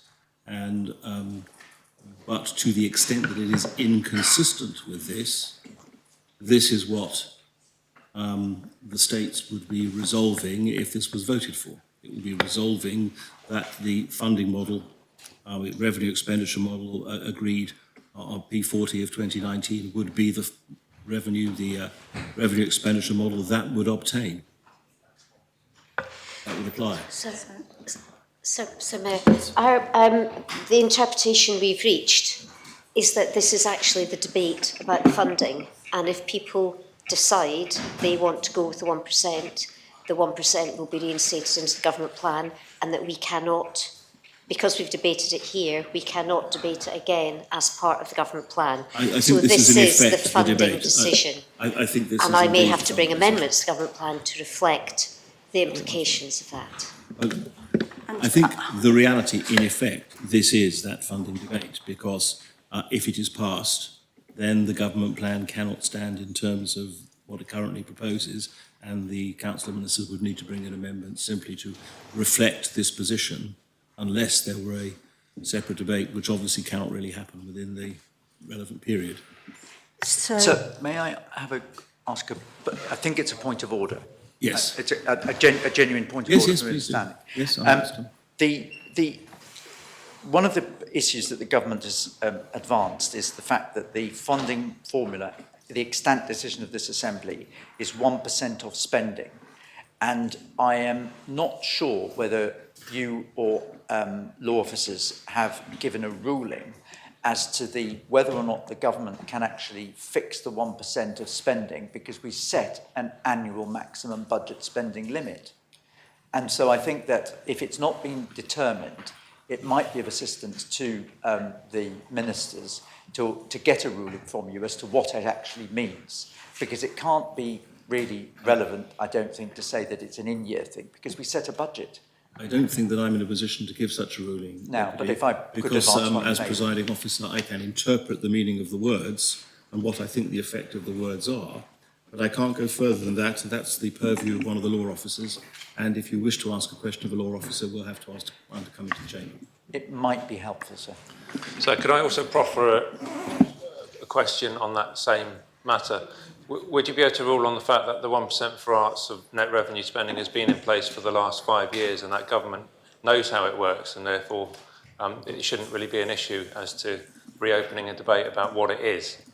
I can't make that ruling, Deputy. I'm afraid the only ruling I can make is how I interpret the words of the proposition. Everything else is either part of a speech and interpretation offered by members or advice from the law officers. So, and it may be that we need to ask the law officers this, because my understanding from your interpretation, if you could please confirm that, is because of this use of the word exclusively, that effectively, even though the Deputy has said we're not debating paragraph B, effectively we are. We are effectively debating this. I don't think I'm prepared to as Deputy Taddy has not advanced paragraph B. Paragraph B is not within our purview or consideration. All I can now do is look at paragraph A and say what I think that means, which I've already said. And A, which says, also refers to changes to this target revenue expenditure model, says that there has to be an exclusive proposition, yes, and that no changes will be made to it unless there is an exclusive government proposition, which I take it to be outside the government plan and the debate. I think the Treasury Minister is correct when she says this is in effect the debate on the funding model, because that's the funding model that would obtain. If this is passed, then there's nothing to be done other than to change the current government plan in connection with that funding model in that specific respect. That's certainly how I interpret it. So, yeah, so then I apologise to members. I thought that this matter would be scrutinised by the Economic and International Affairs panel nonetheless, and it wouldn't, because basically the matter would be resolved now. Thank you. So can I ask a point? It seems to me there are actually two choices. I think that is the most likely outcome. There is a second outcome which I don't envisage and I don't think would happen, but it's possible, is that if the government were adamant after this debate that they wished to maintain an RPI formula and not a 1% formula, they could lodge in short order a standalone proposition to be debated before the budget, and that could be debated, and if they won that, then they could maintain an RPI figure in the budget. I think there are those two distinct options. Well, I think as a matter of procedure, that is technically possible. The Assembly may have to be moved to truncate a lot of lodging periods and all of those kinds of things. I'm not quite sure how the diary works just at the moment in my head. But yes, in theory, a proposition could be brought, and that would be the last two lines of Part A. May I ask a question, just because I'm confused now, because I interpret this as exactly what you've just said, sir, in terms of the government would have to bring a proposition to the debate, which is why I was actually sat here thinking we're having the wrong debate, because we're talking about arts, and we're talking about whether we want to, bring a proposition for rescindment, because this is now a different debate for me. But could I also ask, sir, if this was to be lost, could anybody bring an amendment to the government plan to remove the line in the government plan of RPI and therefore revert back to 1%? Well, that is effect, this being passed. I think the Treasury Minister has indicated it will be for the government to do exactly that, to honour the wishes of the Assembly and to make... I'm sorry, Greffy, did you wish to... It's either option.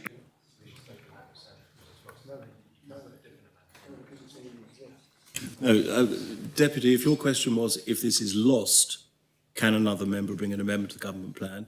No, because it will be within a 3-month period and you can't debate the issue again. Sir, could I just ask for a point of order from you to clarify that back to, to rule that once more, because many questions have just been asked, and I think the position on this has evolved.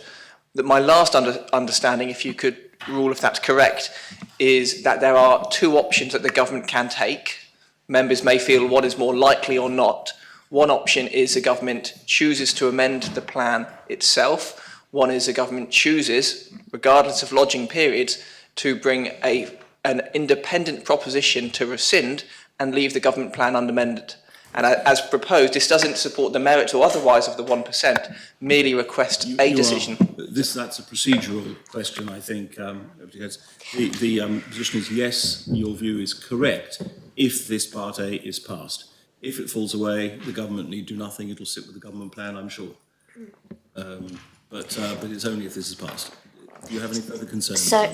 So yes, I think what would be really useful now that the Solicitor General's here is everybody appears to be going on the basis that we don't necessarily agree with, that the Deputy's previous proposition are binding and that we need a rescindment. And our view is that that is not the case, that it was that we are obliged under public finance law to do a government plan every year. And I think the critical question here is, do we need a rescindment, or has government followed a correct process, which is what we believe we've done in taking a different stance? So I think the question of, is this something that needs rescindment? Is the previous proposition binding as regards this government plan would be a very helpful question to have answered.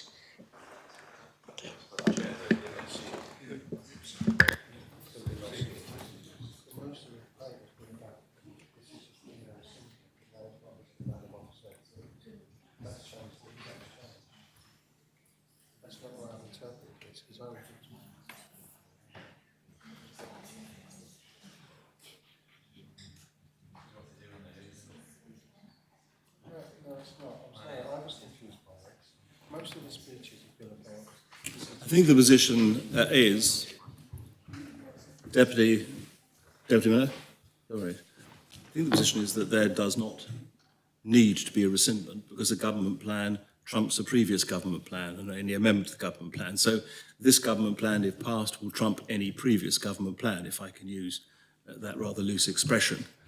And if this proposition is passed, then Deputy Curtis is right, there are the two options available to government, either to bring a standalone proposition with truncated, or alternatively to rescind that part of the government plan.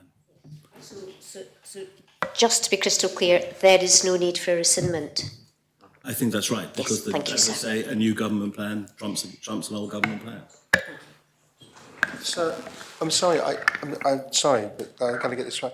A number of the speeches that we've listened to have been about saying, this is just about saying you must bring a rescindment if you're going to change anything. But now we're talking about, this is the debate on 1%. Yes. And I'm now completely confused by that, because the wording to me is that you can't change anything until you bring a rescindment or a change to the P40, because it references P40 in P40 2019. Now, I would support that. I think it's probably a good idea that we do rescind things when they need rescinding. But now we've been told that doesn't need to happen, and this is the debate on the 1%. I don't feel equipped at the moment to make that decision on 1% because I'm not coming to the Assembly today to make that decision on 1% because the second part is taken away. So I don't think we're debating the right thing here, sir, and it really concerns me about that.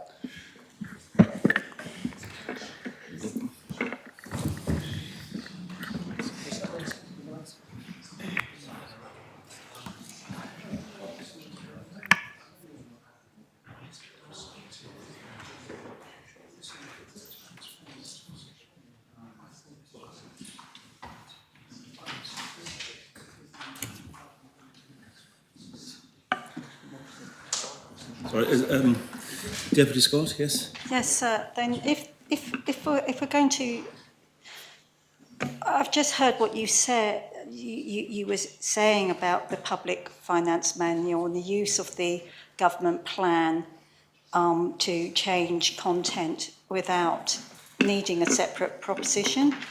So does that mean that government, this proposition A, is this ultra vires because it's actually saying that we basically agree that something can't happen that actually is law in the, it's actually in the public finance law?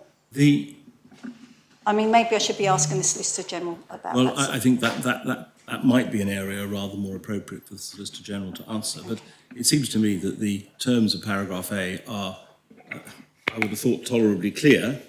It says that you shouldn't change the target revenue expenditure. Target revenue expenditure, as I understand it, is different in the new government plan than it is in the proposition referred to by Deputy Tadier.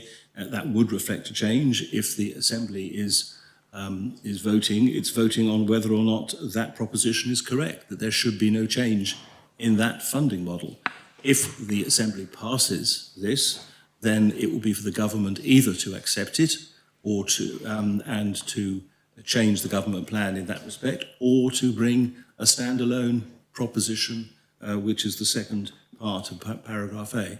I'm not sure. Yeah, It may be okay. that there are public law questions you would like to ask of the Solicitor General, who has come into the Assembly, but I'm not sure I can do more in construing the nature of this particular paragraph.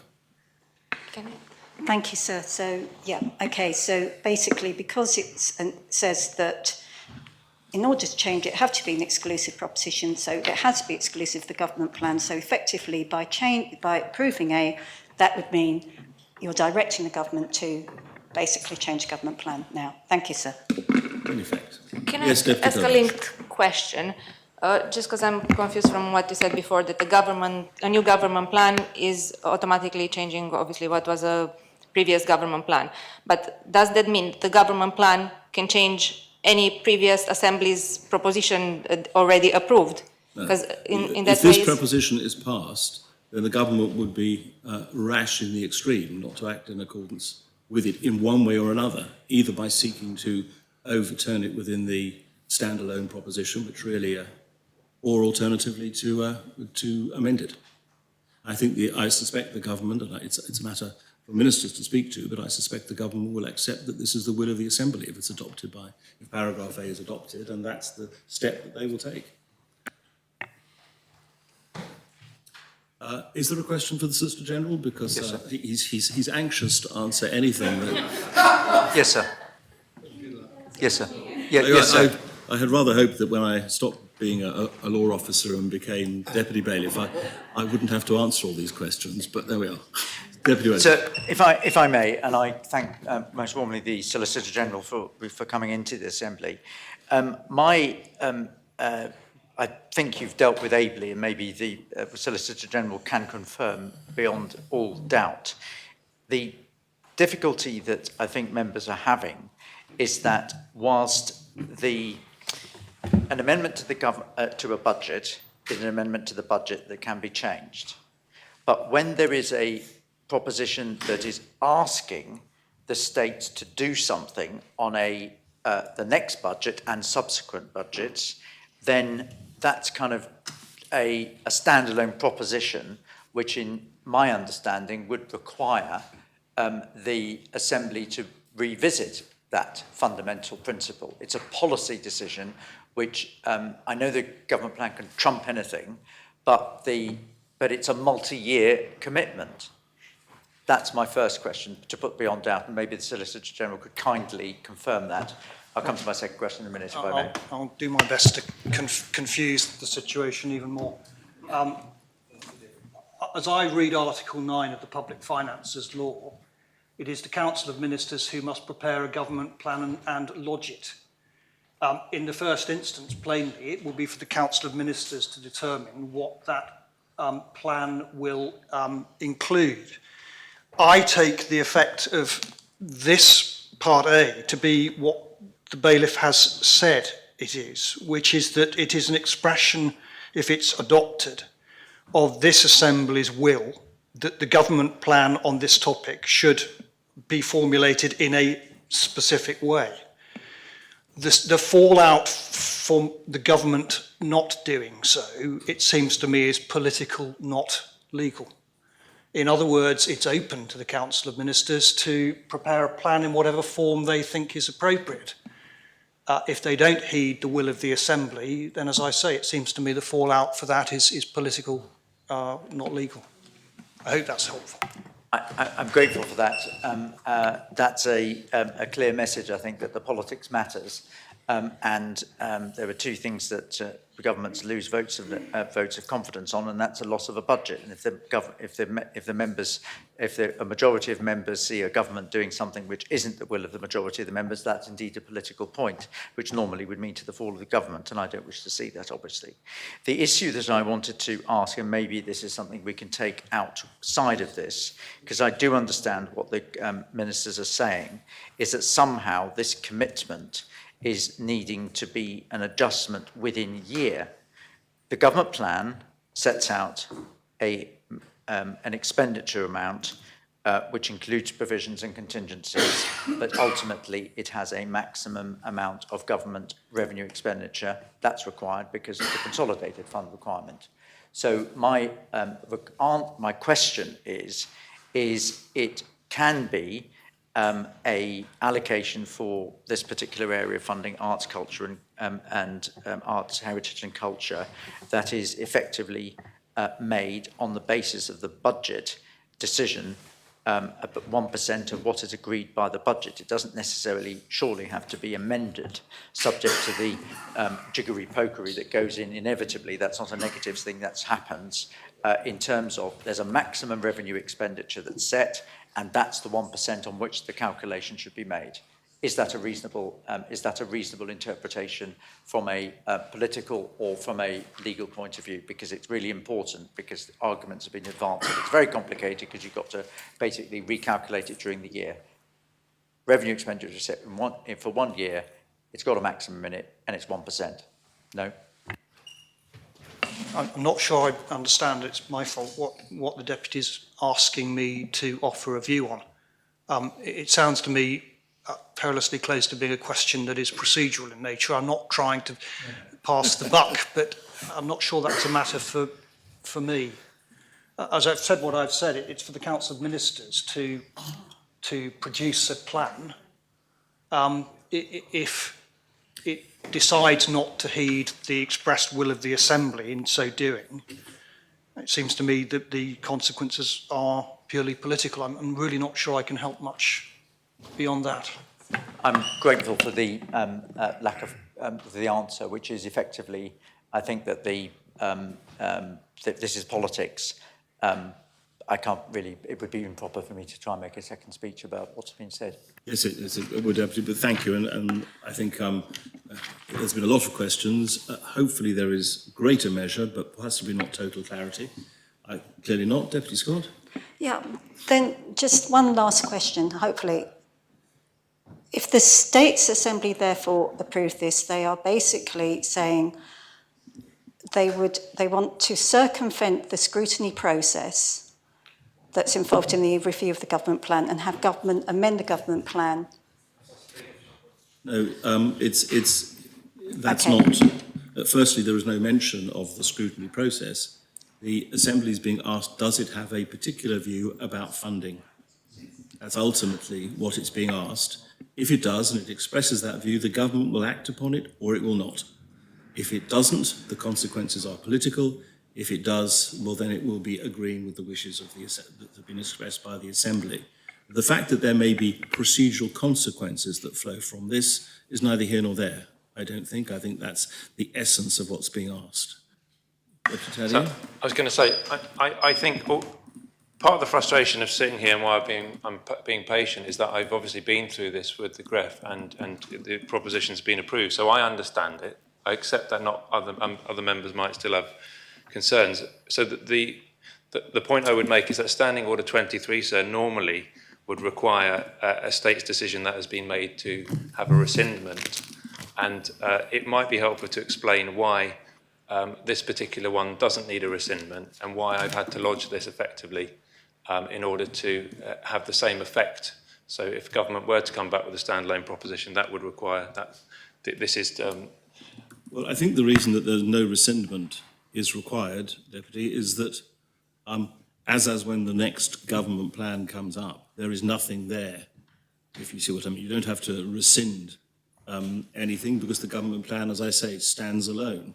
It stands in its own terms, and what you're effectively saying is a concept that exists in the older government plan should be carried forward into the new government plan, but that's not a rescindment of anything. So the question I would ask, for example, would Deputy Ward's bus passes for young people be able to be rescinded by amending a government, and that's a serious question, by amending a budget plan? If a government came forward and said, we're removing... I'm not going to make a ruling on a completely hypothetical matter. The Chair should never do that.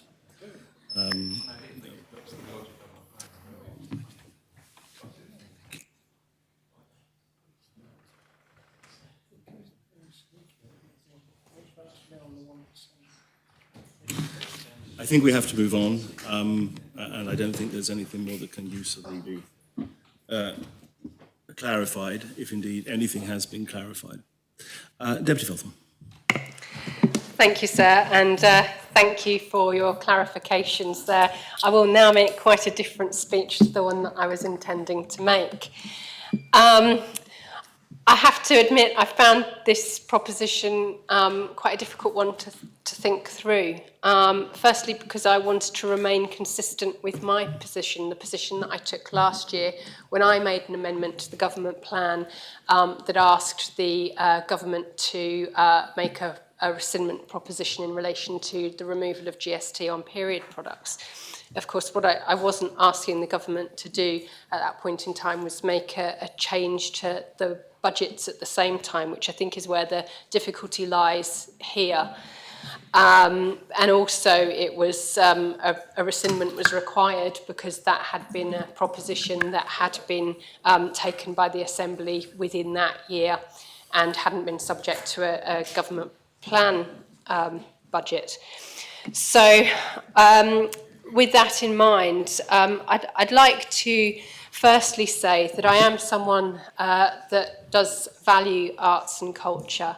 I have 2 related degrees, and I also spent a significant amount of my working life working in arts and creative industries, policy and funding. I have followed arts funding here and in other places quite closely because of that. And I am also very aware of the Burns-Owen Partnership report that led to the initial uplift in funding. And the reasons that that report recommended at the time that an uplift was required. And that was because the arts, heritage and culture sector had been underfunded for years. And the aspiration at the time was to bring up the level of funding so that it was a suitable level of funding for that. And I think what Deputy Tadier done in bringing the 1% has achieved that goal, and I applaud him for doing that. It really did make a huge difference to the arts and cultural sector. When I thought that this would lead to a separate debate, one thing that I wanted to say is that I thought the prospect of a separate debate actually came at risk to the arts and cultural sector. The reason being is that having worked in arts policy and funding for such a long time previously, I kind of know a good deal when I see one, when it's made. And this one is a better deal than has been made to other areas, other sectors and other departments in this government plan. I'm very conscious that as a minister, I'm consistently having conversations with third sector organisations in other areas that are struggling, and they haven't been afforded the surety that has been afforded to the arts and cultural sector. There is a commitment to RPI increase, which would have been what we'd have referred to in my old workplace as indexation. I know that actually in other areas I would have absolutely said, yes, that's what we need, and considered myself very lucky to have got indexation for arts and culture. I have been in a position before, and I don't take these matters lightly, I've been in a position before where I have had to tell several arts and cultural organisations that they remained on standstill funding for a year. That is certainly not what we're doing here. It is an increase in the base budget compared to previous years. I think there is a lot of work that we need to do. I'm conscious that the Comptroller and Auditor General has made several recommendations in her recent report on arts and cultural funding. I would gladly work with other ministers to work on those recommendations that the Comptroller and Auditor General made. But I think whilst the 1% formula works very well in capital projects for arts, where you've got a specific capital budget and 1% can be then allocated to a specific project, it doesn't work as well within this context because, of course, when general government revenue goes up, automatically the arts revenue goes up, whether or not it is required. And I think we always need to look at what outcomes are going to be derived from our funding to ensure that we're getting the best possible outcomes. I think if this was to go through today, the issue that I would be challenged with is where the additional money is going to come from within government budgets. Perhaps the proposer of the proposition could suggest where he thinks government could take the money from in his summing up. I listened carefully to Deputy Doublé. She talked about Maslow's hierarchy of needs, and I'm always very aware of that. I'm very aware of the reasons why arts and cultural funding is so important and what it means to our community. But when I think about the hierarchy of needs, at the moment, we're in a position where we've got very basic things that actually are unfunded. Myself and Deputy Mezek are currently looking for funding for where we could have carpets in Andium homes. I'm consistently being asked whether I can fund low-income households to have white goods. And for me, it's very difficult to be in a position where I would be effectively approving a higher budget increase for arts and culture than I have just brought to the Assembly in terms of the income support increases. So it is with a heavy heart I can't support this proposition, but it is not without a lot of thought and due consideration. Thank you. Very much, Deputy. Connie Tarbison-Saviour. Thanks, sir. I think this is something I can get behind, sir. I don't think everyone is aware that I've been involved in the arts and entertainments industry for 40 years prior to joining the States. As a young boy at the old Forum Cinema, when that closed, 10 years on the Bergerac series. That's the old Bergerac series. Meanwhile, I bought the Ciné de France company, ran that for 20 years. Then I managed to get the old Odeon Cinema, which was closed and boarded up, managed to get that open and run that for 5 years until such time as the lease ran out. But 30 years ago, I had a brainwave. People need entertaining on the island. And I thought, drive-in cinema, that would be great fun. And it took a while to get all the various permits together, but we used the old go-kart track at St Brelard and erected a 60-foot screen and advertised it, and we had a full house for the movies. One night we had the Jurassic Park with 60-foot dinosaurs roaming around, and we transmitted the sound directly to car radios. So that was great fun until we had a very atmospheric night and the sound disappeared and everyone started speaking Italian. So I had to climb on the truck and tweak the aerial and bring the soundtrack back to English again. After that, the site was zoned for housing, so we downscaled things into Howard Davis Park and started the Jersey Film Festival, which was very successful, and we ran it for 24 years. One of the last films we had The Greatest Showman, 7,500 people on one night, which was a record for us, and I would like to bring it back one day. We did dovetail with the Battle of Flowers because so many people were coming to the island, so as well as local people, we had people with young children with nowhere to go. So everybody came to the film festival in Howard Davis Park. But I would like to bring it back one day, so I will be knocking on the Minister's door at some point. But this is certainly, with arts and entertainment, something is very crucial to the well-being of the people of Jersey and is something I can sincerely support. Thank you, sir. Deputy Renouf. Thank you, sir. It's good to be back talking about the fundamental point, which I think we all basically understand is, do we keep the 1% funding formula or don't we? So to me, this is not about the rights and wrongs of the funding formula. It's not about the current level of funding for the cultural sector. It's about how we do something. The Assembly has previously made clear that it had a view about the funding of arts, culture and heritage, separate from the budget. It had a view that it wished to bind ministers' hands. It had in mind a clear way that it wished funding for this sector to be funded, a formula, clear and simple. Now that had practical value in terms of delivering revenue to the cultural sector that it hadn't previously had, but it also had symbolic value. It told the public that we, as a body politic, had a view about the importance of arts, culture and heritage. It was a statement. In fact, as Deputy Tadjer said, there have been two statements. The Assembly voted for it twice. That is a powerful message to send out from this Assembly. Many members of the public, particularly those with an interest in culture, will have taken note.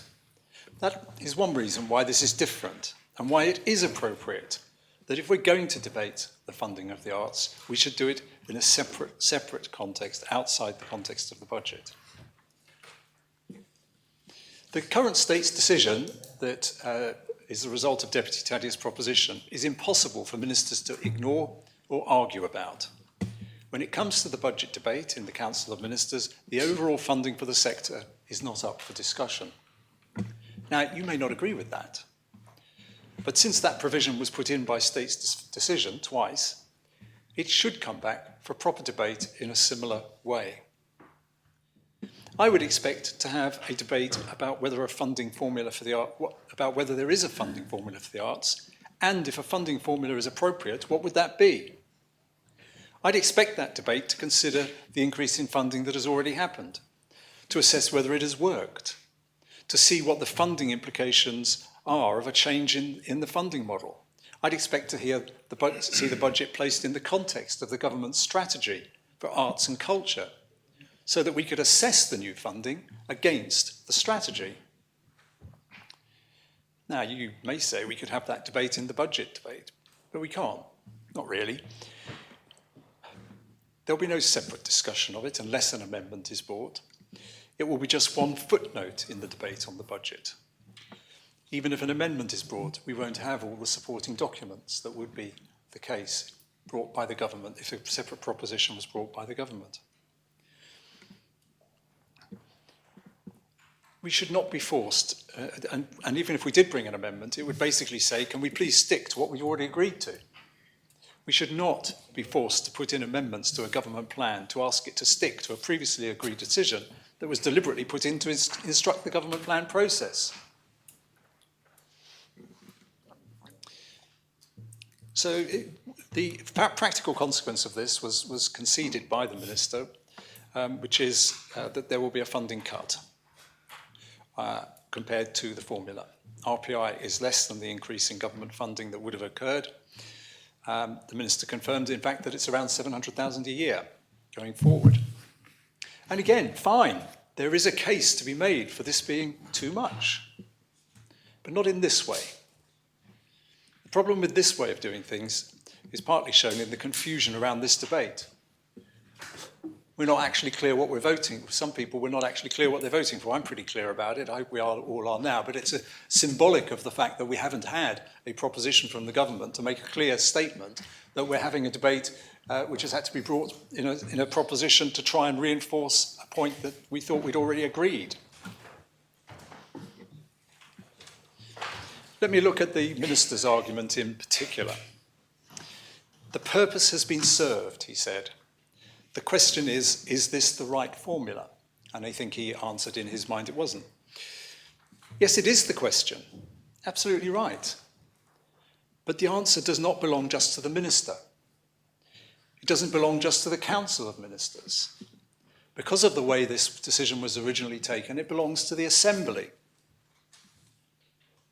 He said it creates a problem. He said there was a fundamental flaw in the formula. Well, perhaps. Maybe there is. Fair point. That's definitely worth discussion. But let's have a proper debate about it, with a report, with all the figures, consultation beforehand, with all the relevant sectors. That is the way to do it. The Minister said he's happy with the amount we've got to, through the formula. Again, good to hear. So was Deputy Felton. But again, that is not just a judgment for him. It's not just a judgment for the Council of Ministers, because the Assembly has shown it has its own view. on which it has voted. The proper way to deal with this is to bring a proposition to the Assembly, so we can test the Minister's view, examine the figures, compare against the strategy. Instead, we're having a sort of surrogate debate here, where the Minister is asking basically, trust me, I believe in the sector, I wouldn't do anything against it.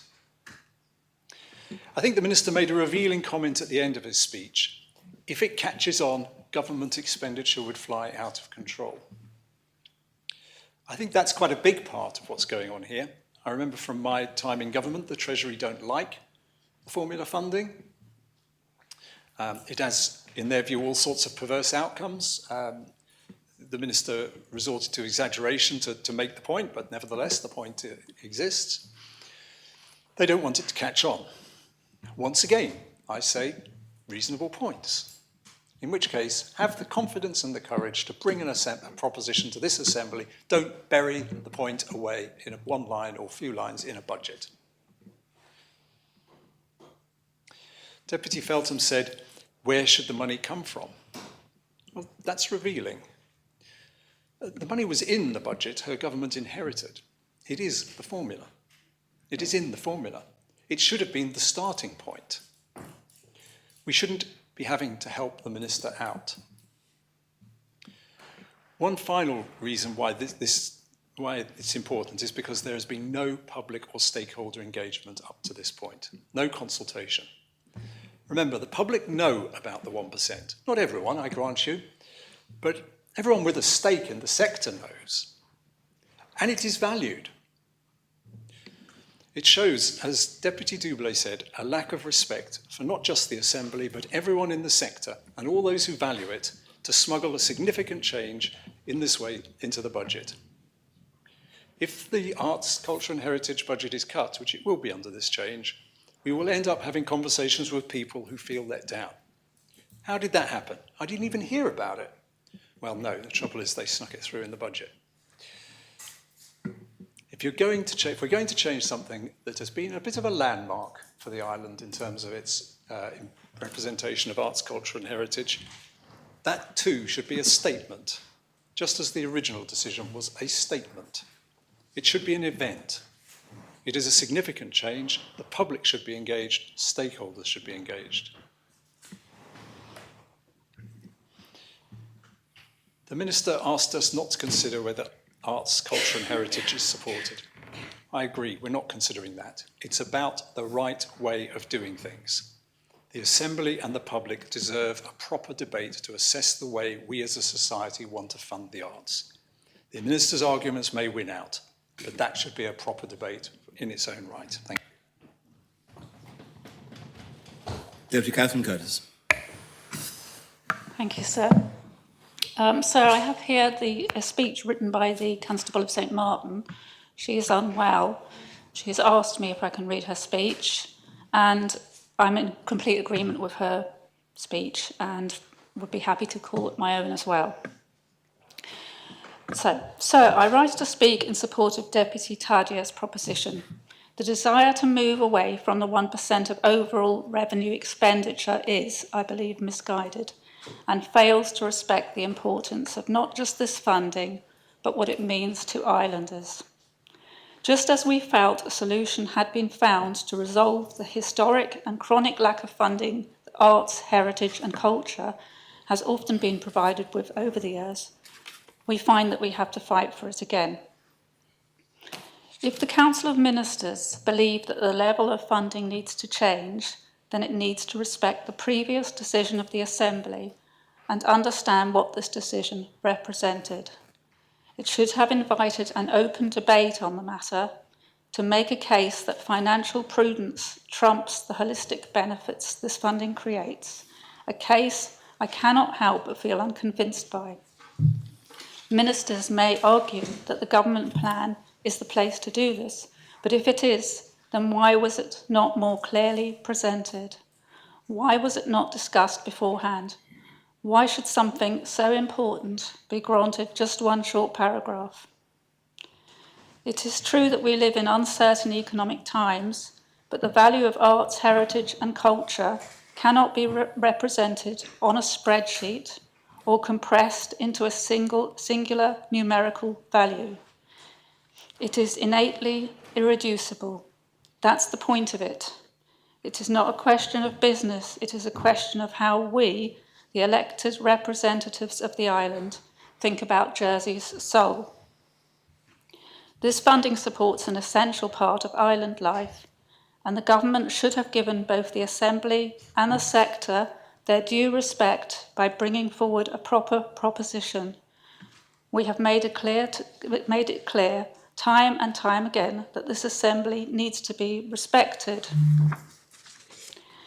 Our governments are elected by this Assembly and seek their legitimacy from them, not the other way around. We here today are the sovereign body. As Deputy Tardias references in his report, we should not have to rely on him or any other member to have to take the initiative to make this proposition. There is a risk that this new model returns to a desire to quantify all aspects of government spending without the due recognition that there is more to life than economics, and no guarantee that cuts will not be made to funding in future budgets.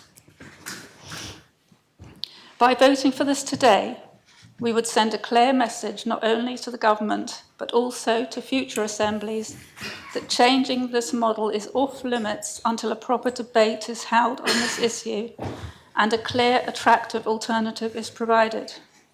That it is the Assembly, not the government, that makes the final decision. We should have been provided with a clear rationale to make this decision from the outset, and a clear breakdown of why funding would be in a better place under an alternative model compared to the one we seek to maintain.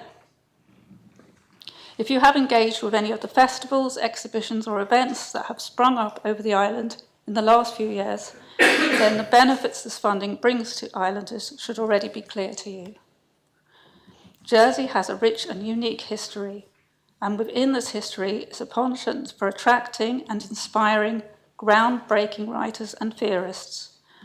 Over the Festival of Words, we heard about Jacques Copeau and other famous and infamous French writers' activities in the island.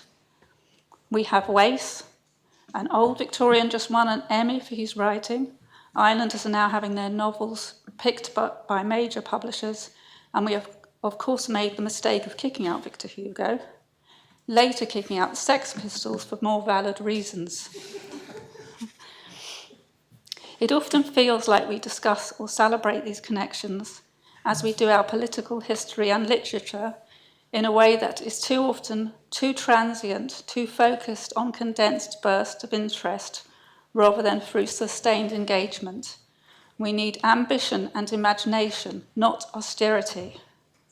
Perhaps what we really need is a longer conversation on how we can do more to support research into the island's history and culture, about what parts of our collective history we can republish and make available for the first time in decades, rather than sitting in the library and archives, and how we can encourage new works inspired by and about the island to appear beyond these shores.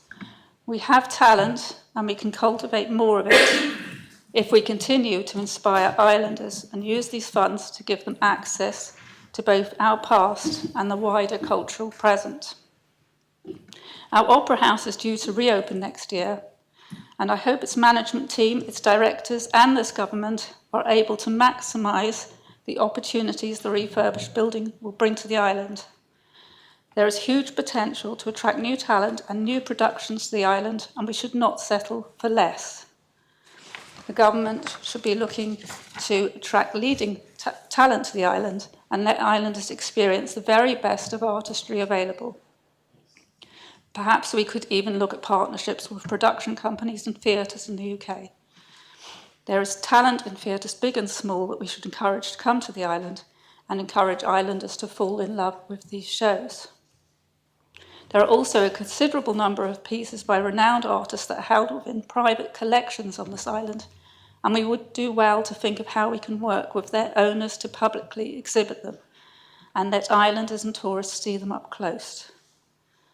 We often hear of those in business talk about innovating and unlocking potential. That is something our island has in spades, but needs strong funding to support this. We as an Assembly need to be clear that we value the importance of art, heritage and culture in this island and value the contributions it makes to islanders' lives. We need to demonstrate this by accepting the proposition before us. Thank you. Thank you very much. Deputy Miller. Thank you, sir. I should probably preface my remarks by saying that I may repeat things that other people have already said, but I think they bear repetition. One of Jersey's great strengths is its reputation for prudent and careful financial management, which is one of the building blocks for financial stability, which is one of the things that gives us our outstanding international reputation.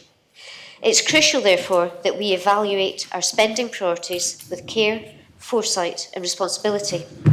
This requires balancing the needs of all sectors, from healthcare and education to infrastructure and the arts, in a manner that reflects the evolving fiscal landscape. In 2025, we are proposing an additional £269,000 for arts, heritage and culture compared to the 2024 funding level. The budget has not been cut. This increase, while modest in comparison to some areas of government spending, is a testament to our recognition of the value that it brings to the island. I disagree with some of the comments of Deputy Renouf. In the past, the government has adhered to Deputy Tadier's government plan amendments, which have now expired.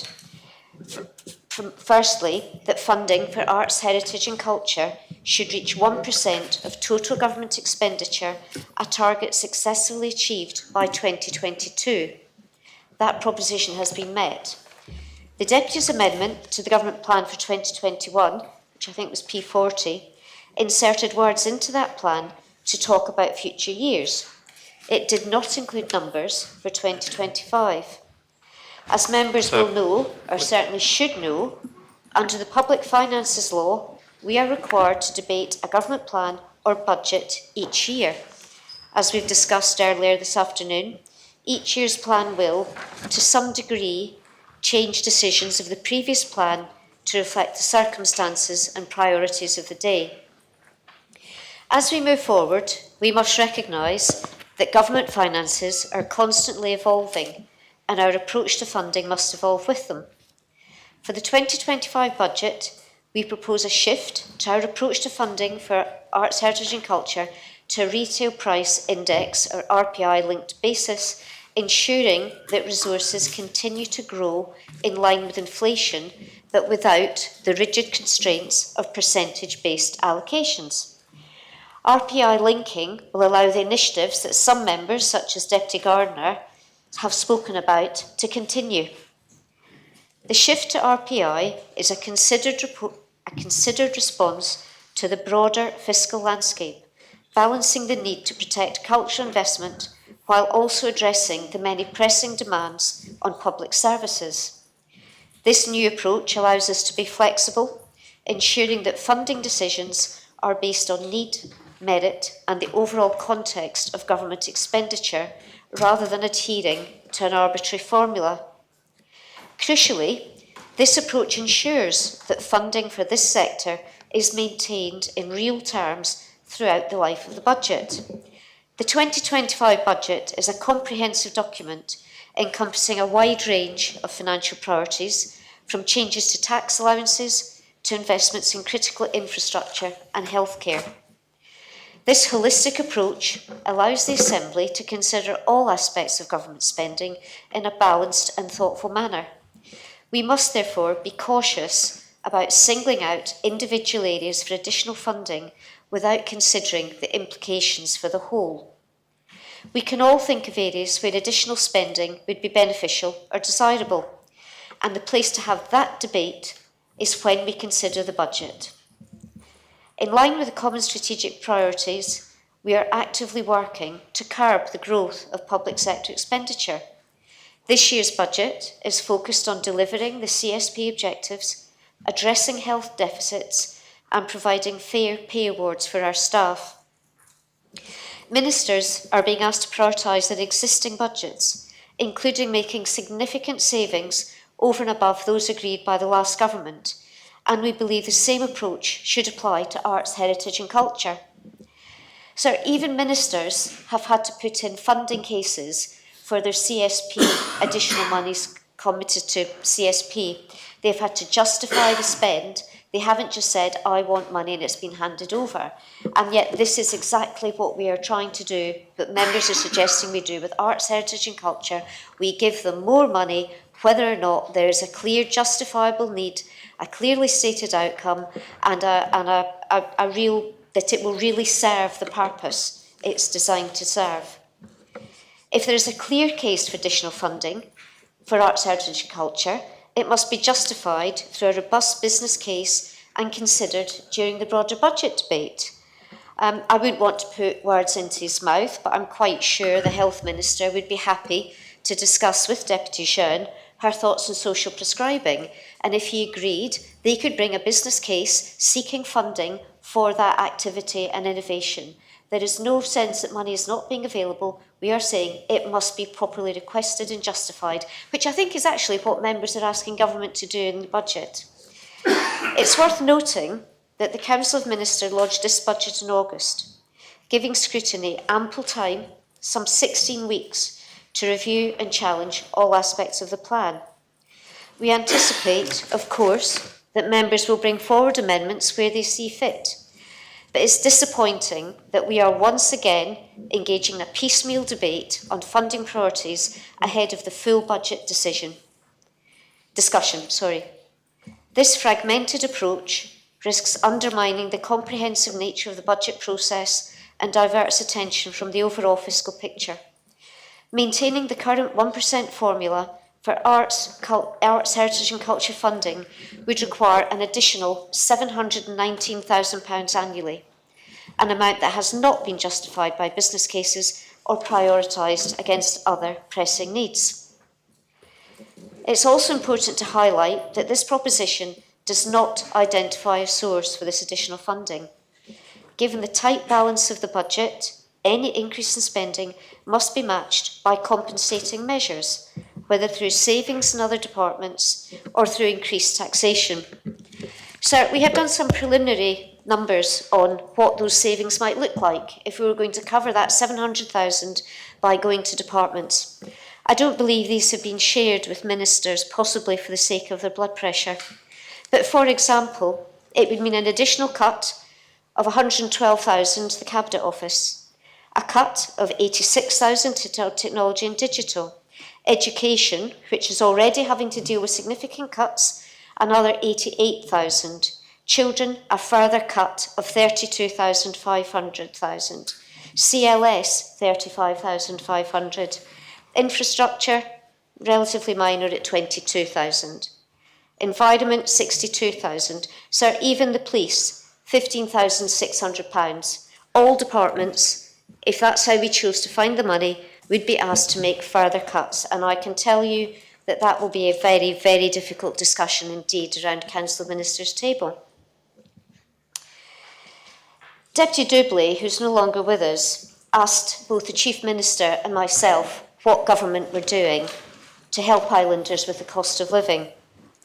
In the budget, the Council of Ministers has chosen, for example, to freeze duties on fuel and alcohol to support islanders with the cost of living, both of which cost similar amounts to the Deputy Tadia's proposed increase here. As Deputy Feltham has said, it makes very little sense to give people access to an art gallery when they don't have carpets and can't put food on the table.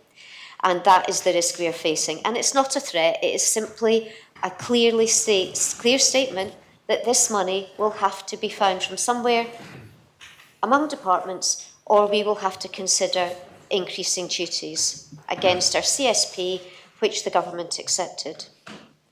It's also important to consider the growth in arts, heritage and culture funding over recent years. In 2021, as the Minister said, the total budget for this stood at £6 million. By 2025, it will have nearly doubled to £11.5 million.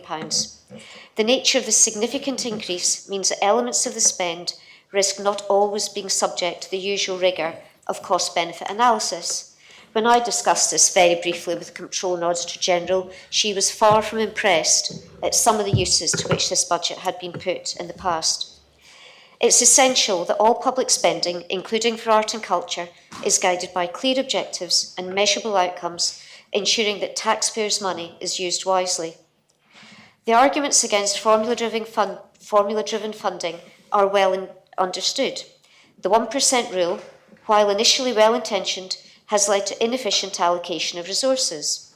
By linking arts, heritage and culture funding to a percentage of overall government expenditure, we risk prioritising cultural spending above other vital services, such as healthcare and education, without a thorough assessment of needs. For example, an additional £31 million is being allocated to address urgent challenges in our healthcare system. Under the 1% rule, this will require a £305,000 increase in this funding, an amount that could instead be used to hire 5 additional nurses. These are the types of trade-offs that we must consider carefully. The Fiscal Policy Panel, despite Deputy Joseph's comments about international standards, the Fiscal Policy Panel has consistently advised against the use of hypothecated funding, noting that it introduces inefficiencies and constraints into the budgeting process. The panel's latest report welcomes a shift from a percentage-based allocation to an RPI-linked approach for arts, heritage and culture funding, emphasising the need for flexibility and fiscal responsibility. To conclude, we are proud of the investment we have made in arts, heritage and culture.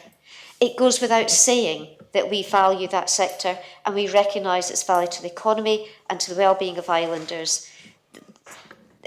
These sectors are essential to our community, our identity and our economy. Sir, with an eye to the time, I would just like again to clarify my understanding of the consequences of approving this proposition today. The Deputy and others have made points about whether COM have followed best process, and I'm somewhat disappointed by some of those comments. The budget was developed in exactly the same way as the budget for 2023 and 2024, of which Deputy War and Deputy Renner form part. The comments about subterfuge and lack of transparency I find deeply disappointing. I would argue that the process followed is not only proper, but also appropriate, placing the debate within the wider context of government finances.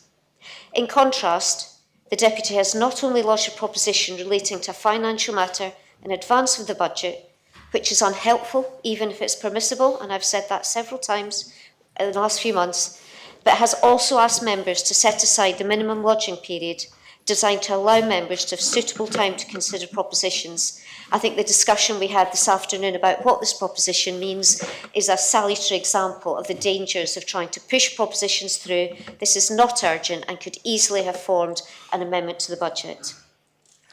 If the Assembly approves this proposition, there will be no opportunity for you to debate the merits of the 1% formula as part of the budget. It will be a fait accompli. This is not a debate on process. It is an actual debate about whether this Assembly wants to make more than £700,000 of cuts to services or raise additional taxes to fund a 1% AHC levy. This would be over £700,000 of additional spend that has not been planned, has not been prioritised against other lines of spend, and ultimately has not been justified. And I insist, and I repeat again, we have increased that budget.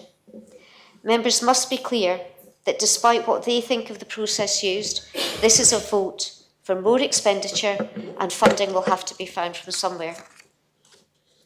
We must ensure that future funding is based on clear, evidence-driven business cases, not arbitrary formulas.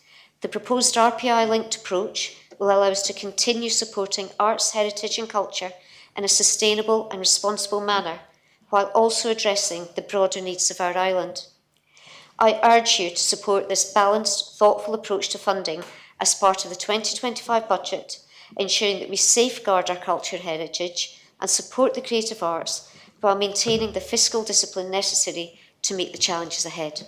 Thank you. Thank you. Deputy Wilson. Thank you, Sarah, and I won't be long, just to reinforce some of the points that others have made, but also to express my support for Deputy Tadier's proposition. I think we've been reminded repeatedly by the government over the last few days of the need to prioritise, to be financially prudent.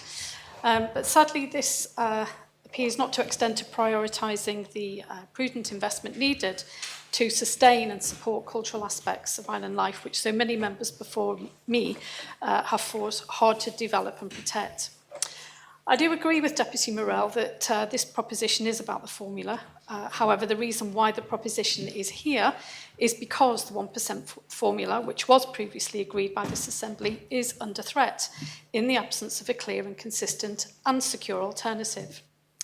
Where I disagree with Deputy Morell is on the point he makes about the potential for the current funding formula to create a situation where funding for the arts will spiral out of control. Both he and the Treasury Minister have within their gift as ministers to control for any signs of that happening. One would think that if the allocation of 1% is made, then this would be easier to control, clear and consistent with what has been done previously. So why complicate it? Whatever accounting practices are used to address overspends in other areas of government spending is actually a moot point. Actually, better performance management is needed to address the issues raised by Deputy Miller, but that's a debate for another day. The thing is, this Assembly has said that it wants to see 1% of revenue expenditure spent on arts, culture and heritage, and we expected to see this in the budget this time. If the decision of the Assembly today is that it doesn't, then there will need to be a separate debate on how we do fund arts, culture and heritage in the future. What is clear from the statements made this afternoon is that the RPI approach will not wash. Deputy Renouf alluded just now to the uncertainty that arises from the government's approach. And what I would add is that a government plan on and/or a budget should reflect certainty and confidence. Sadly, the approach is struggling to instil confidence amongst many members here today, and I can imagine similar concerns will be circulating in the sector. I just want to talk about the narrative around that money is needed urgently for the health service, and whilst it's accepted that that is the case, I think it's important to distinguish that we are talking about revenue expenditure for arts, culture and heritage. We are not talking about an allocation of capital to build a hospital. There is a difference.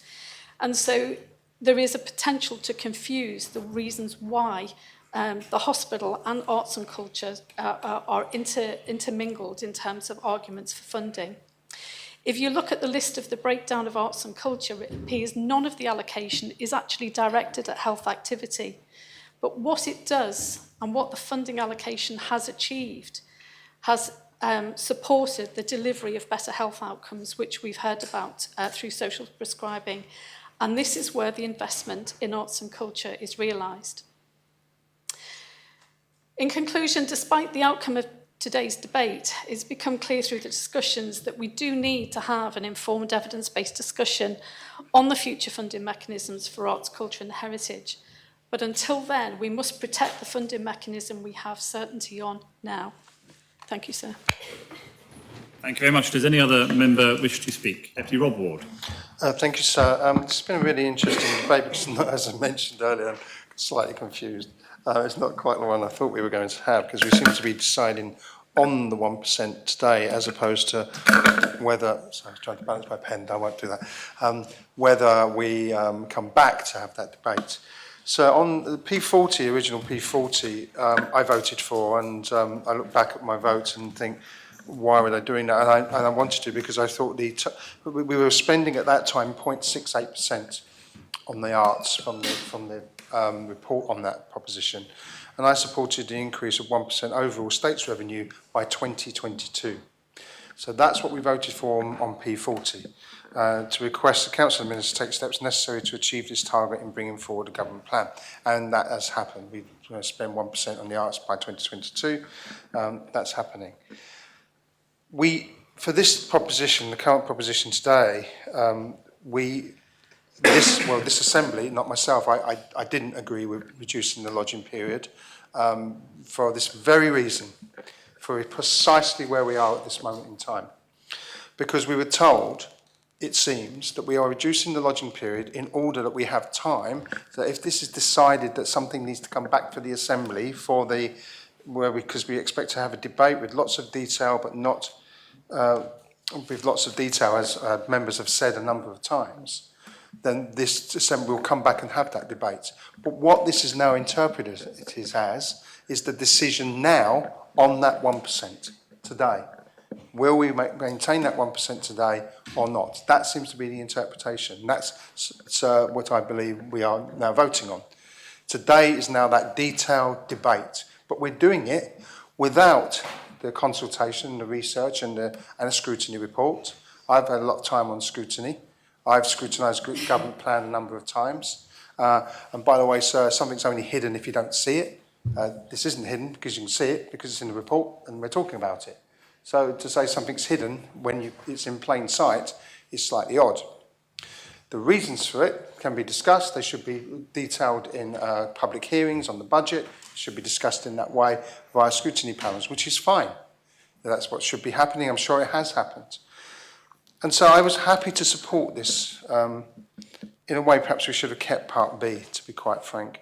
Happy to support Part A because I thought it meant we're saying, okay, because we have reduced the lodging period, because the proposer is not here in the next sitting, it gives time to come back with that proposition to say, look, let's have that proper debate on the funding before the government plan, okay?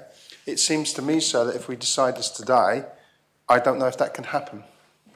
And I'm a bit concerned about that because I'm very, very confused as to what we're voting for, if I'm honest. So we talk about the arts, and lots of people talk about the arts. I will make another point, sir. The GERA funding is from SIPES. It's in SIPES budget. I am yet to find, and I say that because I might be wrong, but I don't think I am, but we'll see. I'm yet to find the line where it is transferred from anywhere else into SIPES budget to be transferred to GERA. It is in the SIPES budget, and then it is counted as towards the 1% of arts funding. So this is money from SIPES that is spent on GERA, not in the cultural budget. So money does go from SIPES to support things, and given that there's been so much criticism of languages in the last couple of days, absolutely unwarranted criticism, and perhaps take this chance to apologise to the language teachers on the island for some of the comments that were made about them, highly committed and professional individuals. I just want to make that point clear. Also, sir, I was myself, music is something I love and I'm involved with, and music is such an important part for well-being. All the things that people said, we know this. We absolutely all agree. We all love art. I love art. We all love art. Hands up if you love art. Put 2 hands up if you love art. You know, put your hand on your head if you love art. We know that. That's the discussion. We're not talking about that. I don't think anybody in this assembly is saying, well, let's not have any of the arts. You know, let's walk away from it. What we're talking about here is the way in which it will be funded. It reached 1% by 2022, which I voted for, and I totally think that was the right thing to do. I will note that the Constable of St Saviour voted against that at the time, but I'm glad he's changed his mindset. That's great, but we're talking about specificity in funding. But what we're doing today is we're doing that without the debate that a number, and this is simply the problem I've had, a number of members have said, we are only voting today to see whether we'll bring something back, because you've got to debate it fully and properly before we get to a government plan, because for some reason that government plan is not opaque, transparent enough. It is opaque, even though it's clearly been found, because we're talking about it. Don't really understand that point of view, but there you go. So, how do I make a decision on whether it's the right thing to do? We stick to the 2022 debate and say, yes, we'll just stick to that, that's fine. In education, demands are being made of education all the time. I have to run a survey on something that has been voted against in principle and voted against bringing 2 bilingual schools, but we still have to run a survey. I've got to fund that with no funding. So money's got to come out of education from somewhere to do that, because I don't have a pot of extra money in education, wish I did. If more money is spent which isn't allocated, it's going to have to come out of education somewhere. Heaven forbid, sir, it came out of GERA. or the language department, so we can't touch any of that. Where would it come from? Special needs provision, school meals, I don't know, funding of staff. We are in a really good place with education at the moment, so with staff, they're not on strike.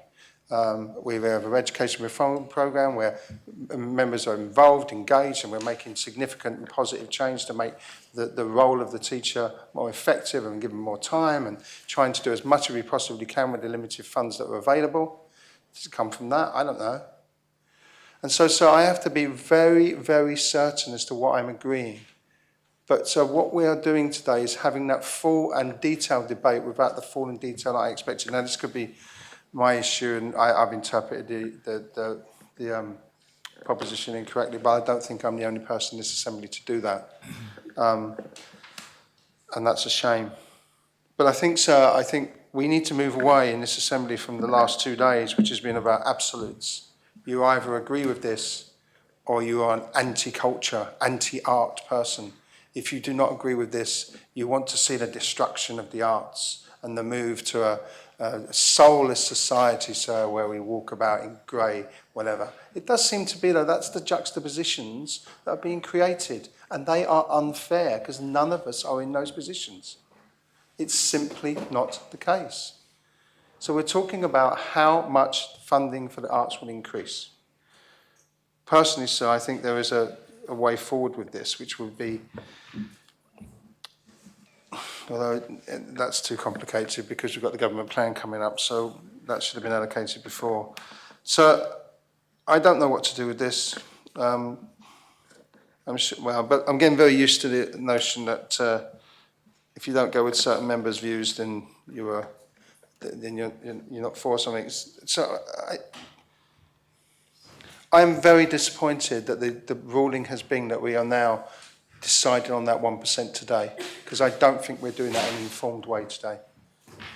And members are shaking their heads, but so if you can change my mind as to that's what we're deciding, that seemed to be the ruling. Today is an ipso facto debate on the content of the government plan and how we're going to fund the arts. We're having it early because this proposition is a really important one to bring forward.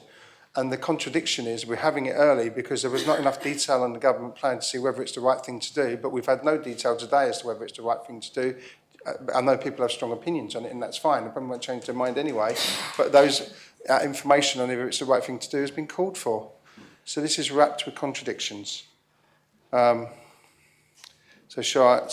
struggle with this because I just wonder about whether this is the right type of decision to be making at this time, and the knock-on consequences for my budget and for young people on the island and how we're going to manage that. But so I suppose we could perhaps ask for some arts funding in schools to be done and save some money that way, I don't know. But sir, I am struggling with part A, given the interpretation that we have. Thank you, sir. Thank you. Does any other member wish to speak? Deputy Luce. Thank you, sir, and I'll try to be brief. I wasn't really expecting, like many, to still be here at this time of the afternoon.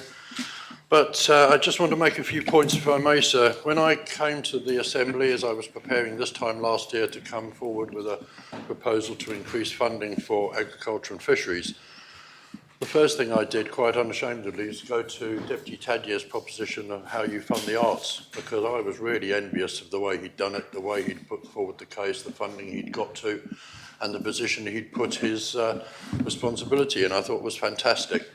And I went away and basically rewrote his proposal, if you like, his title to his proposition, just changed the words and the money.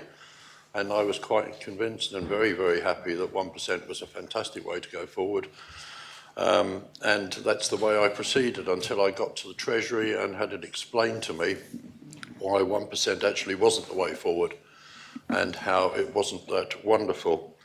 We've heard today, sir, how we're going to reduce this budget at our peril, but actually this is not a budget about reducing the money for arts and culture. This is an £11.5 million annual amount of money that's given to, and it's going to be linked to RPI. It is guaranteed that in real terms it will stay the same. Deputy Joseph smiles. He mentioned long-term planning and certainty. How much more long-term planning and certainty do you need, sir, than a fixed figure which is linked to inflation for a guarantee that next year, in real terms, you will have the same amount of money? So I'm confused by that. I was convinced this time last year, sir, that 1% wasn't really the way to go forward. It wasn't prudent in as much as the more money government spent, the more money would then go to farming and fishing, and that would be wonderful. But actually, when you're planning forward, it's better to know what you're doing. And the last point I will make is this, sir. Members will know how many emails they had about the Marine Spatial Plan in the 36 hours before the debate. If art funding was under pressure, under threat, how many emails do you think we would have had in the last 36 hours? How many have we had? I've had none. Nobody has contacted me and said, this is the wrong thing to do, you've got to change it, we're worried about it. People aren't worried because £11.5 million is a good amount of money and it's linked to inflation in the future. It's the way to go. I can't support this, sir. Thank you. Chief Minister. Thank you, sir. Very quickly, and I've always supported Deputy Taddy, and I continue to support him on most things. We're probably going to part ways a little on this one because whilst when we introduced this, I for one didn't expect at all in any way, shape or form that we'd be up in the 1.2, 1.3, 1.4 billion pounds of net revenue expenditure a mark. And I would remind members that, I mean, thanks to Deputy Taddy, we've seen an increase from £6 million for arts in 2021 to 11.5 million now. And I would remind members this is a debate about how much funding for arts will grow, not about cutting it. And to get down to cancel the equation down to its simple formula, there's a bit of a difference between what Deputy Taddy wants and what we're doing, which we think is more financially prudent. Given we've seen the funding for arts almost double in the last 4 years.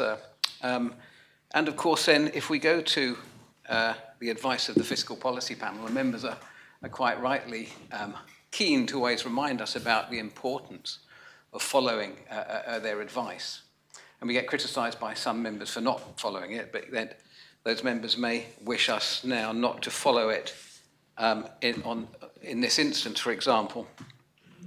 As they outlined in their report last month, the panel continues to recommend against the use of formula-driven budget growth, and especially formula-driven budget growth linked to GVA or net revenue expenditure. This is risks, net revenue, beg your pardon. This risks creating spending targets that are inefficient and or undeliverable. So that's firm advice, important advice from the FPP. But whilst recognising the tremendous increase we've seen in funding for arts, thanks to Deputy Tadier, I think we are at a good level. We fund arts well, and this RPI, to echo the words of the Treasurer and Deputy Luce and others, will secure that funding in real terms. Of course, we come back to the government plan year after year in the budgeting process. We can continue to review this in the future, but for now, sir, I urge members to support what we have on the table. Thank you.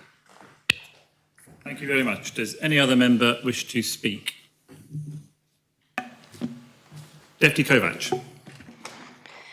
Thank you, sir. I want to start by referencing Deputy Morell's speech. To make sure my understanding of the formula is correct based on what the Minister said, I looked up clarification of the definition online as well, introducing the wording of the proposition referring to percentage of the net revenue expenditure. The results show that the percentage of net revenue expenditure refers to the government's income, like taxes or fees, minus total spending. Therefore, I disagree with the idea that if a department overspends, it will increase funding for arts, culture, and heritage. I would also like to mention to Deputy Miller and Deputy Luce that the RPI also fluctuates unexpectedly each year, and even that formula would still bring the government in a position of having more or less allocated to this arts, culture, heritage funding than they planned for, but still has to be accommodated.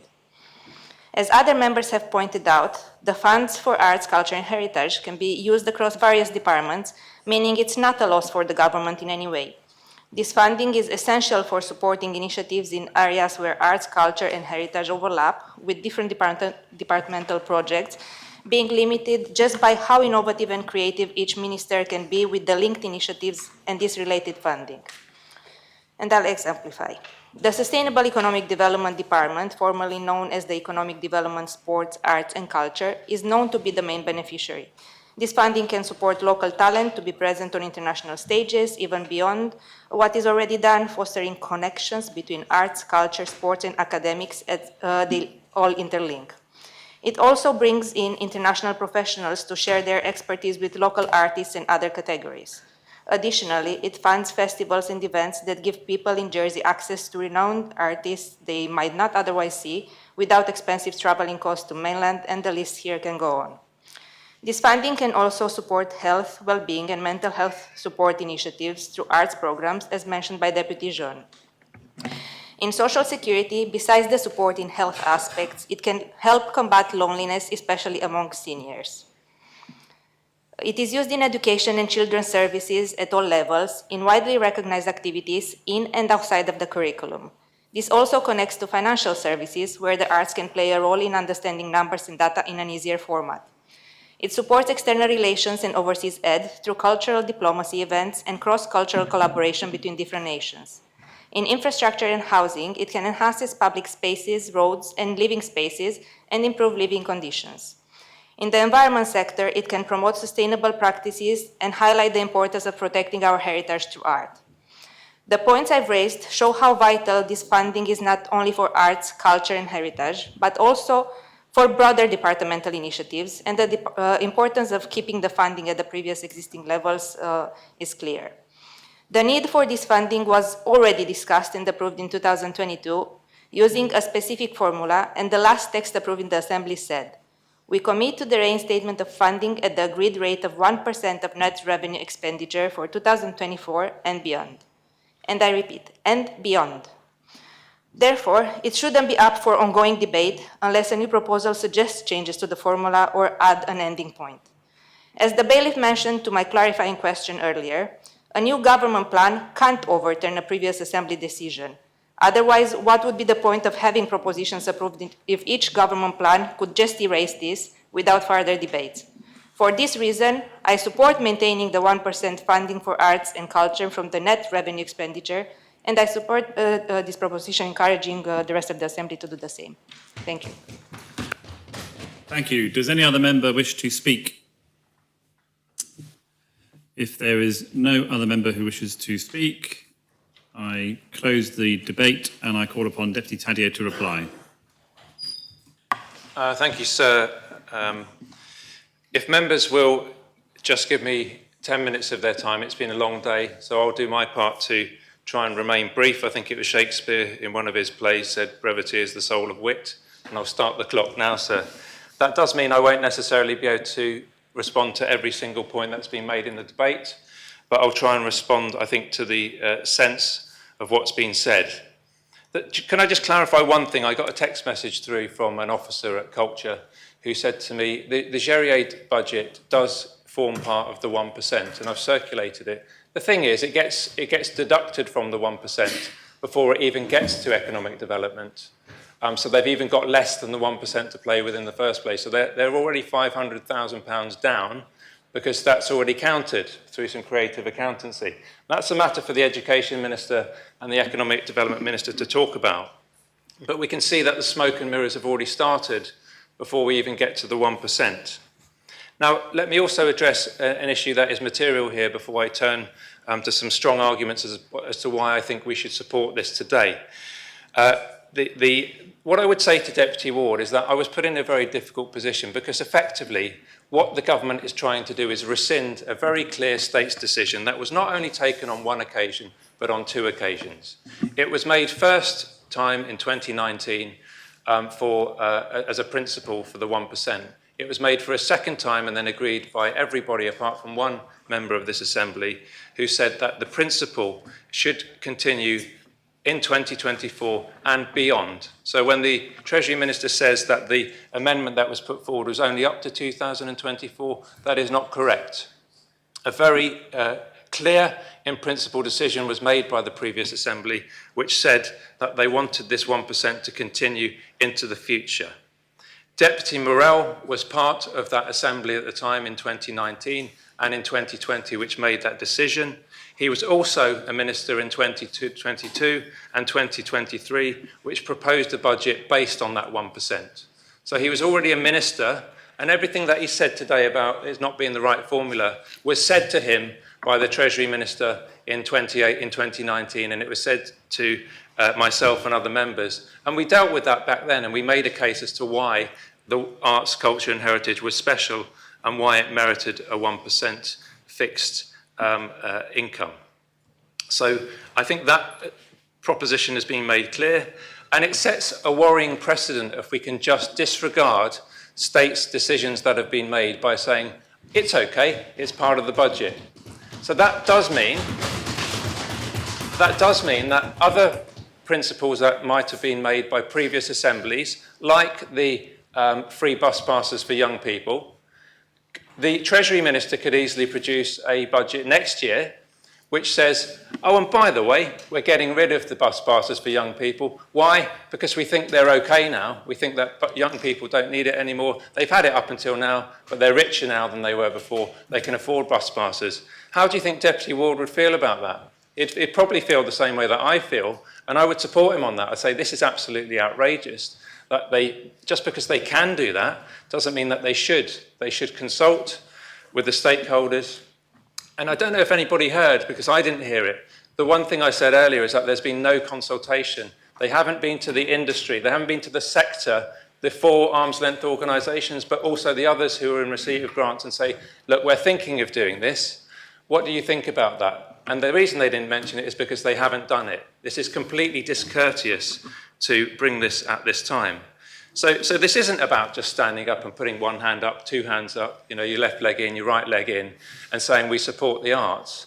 It's about saying we are all in with this, and actually an argument hasn't been made, a good argument hasn't been made and put forward, and a consultation hasn't been done with the sector or with other states members to show why the 1% should be removed and why something else should be put in its place.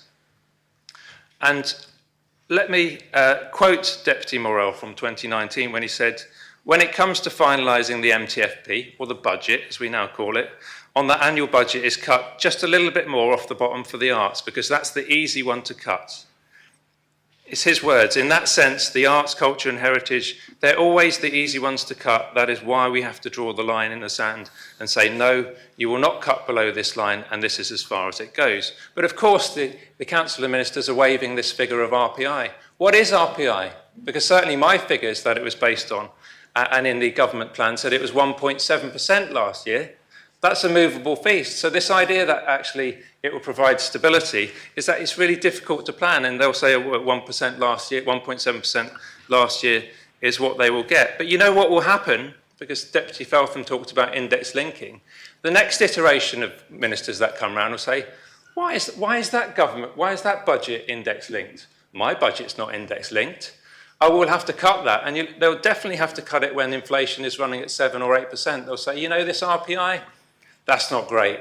We'll have to get rid of that. How do we get rid of it? We'll just bury it in a line in the government plan, hope that somebody picks up on it. And I think the words from Deputy Scott were, well, it doesn't matter if we're being sneaky, because even if Deputy Tadyer doesn't pick up on it, he's got good officers who might pick up on it.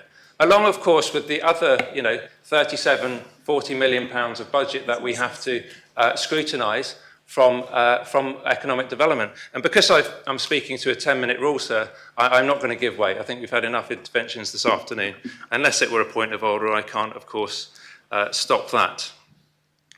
So what I would say, there will be difficult decisions, because actually, I don't believe we are at the point where the 1% is sufficient. What we are seeing is quite a lot of initiatives where money is being given out, and some of those will succeed, some of those will need to be built on, and some of those are becoming very successful events or entities. One great example is Ballet de Géry. I think that I've possibly been to one ballet before outside of Jersey, and that was amazing, but I was quite far away from it. And my mind was blown when I went to the Arts Centre, and I saw what can only be described as very contemporary, but in a sense also very classical, in another way, a ballet that was going on. And it was a series of small pieces which actually were magnificent.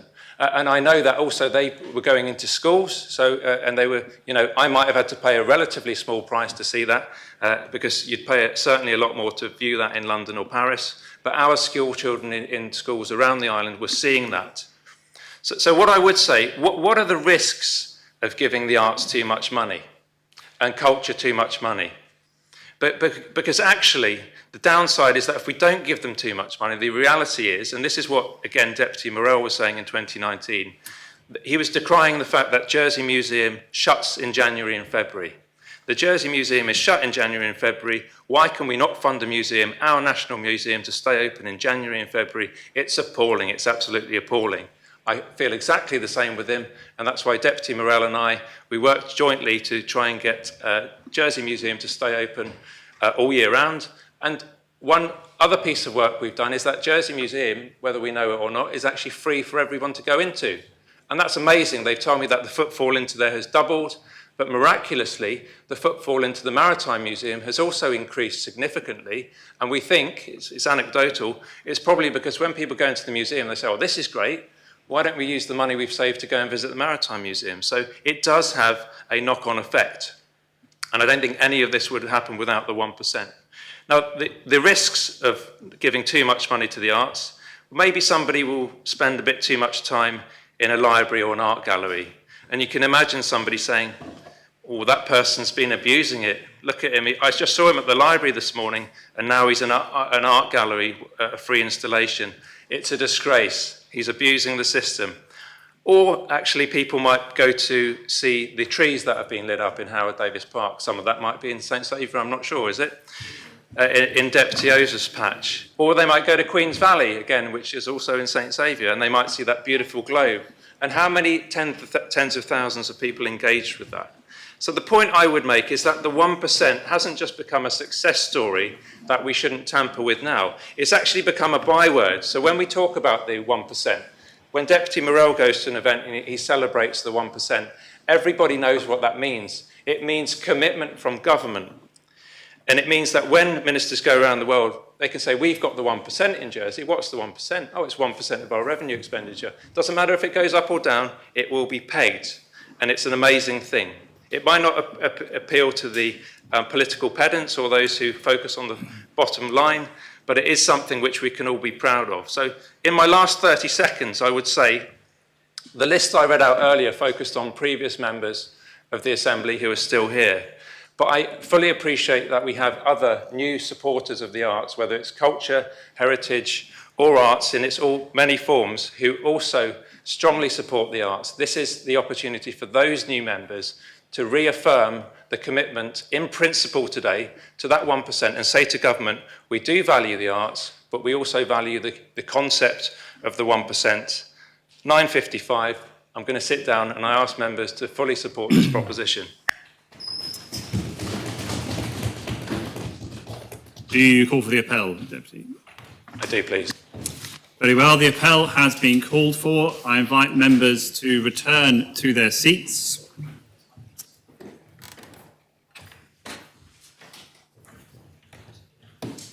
And with that, I ask the greffier, please, to open the voting.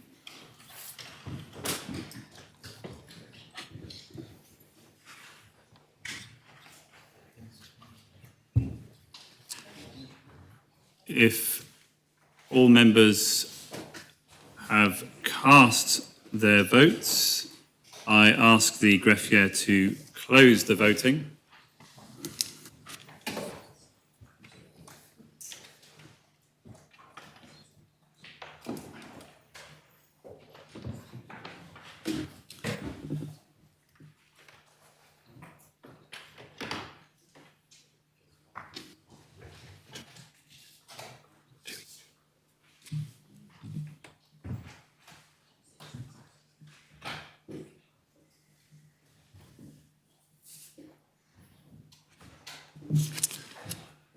and I can announce that the proposition has been adopted.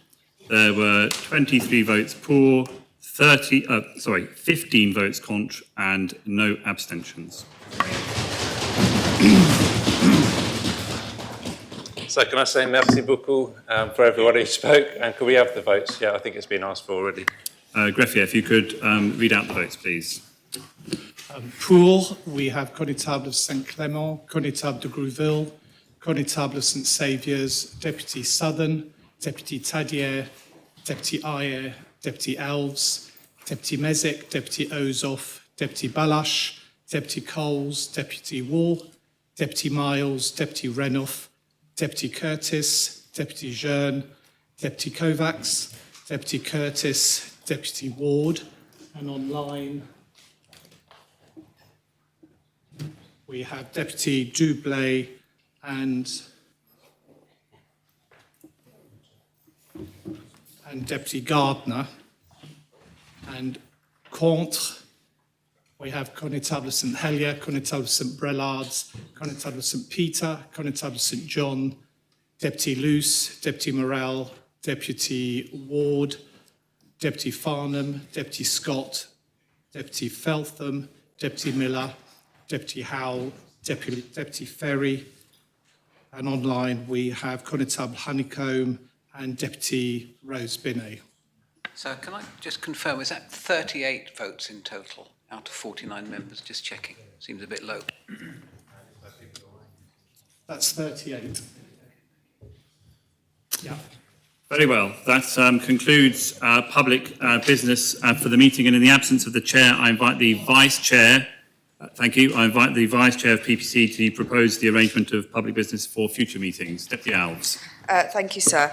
There has been 2 changes to future business as published on the consolidated paper.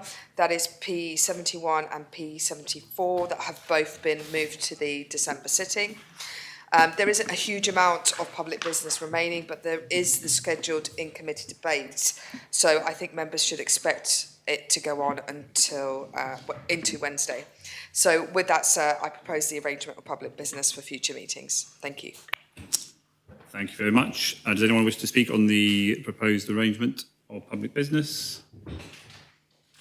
Very well. That's the arrangement of public business for future meetings. That brings the end of business for this meeting, and the states now stand adjourned until 9:30 on Tuesday, the 12th of November.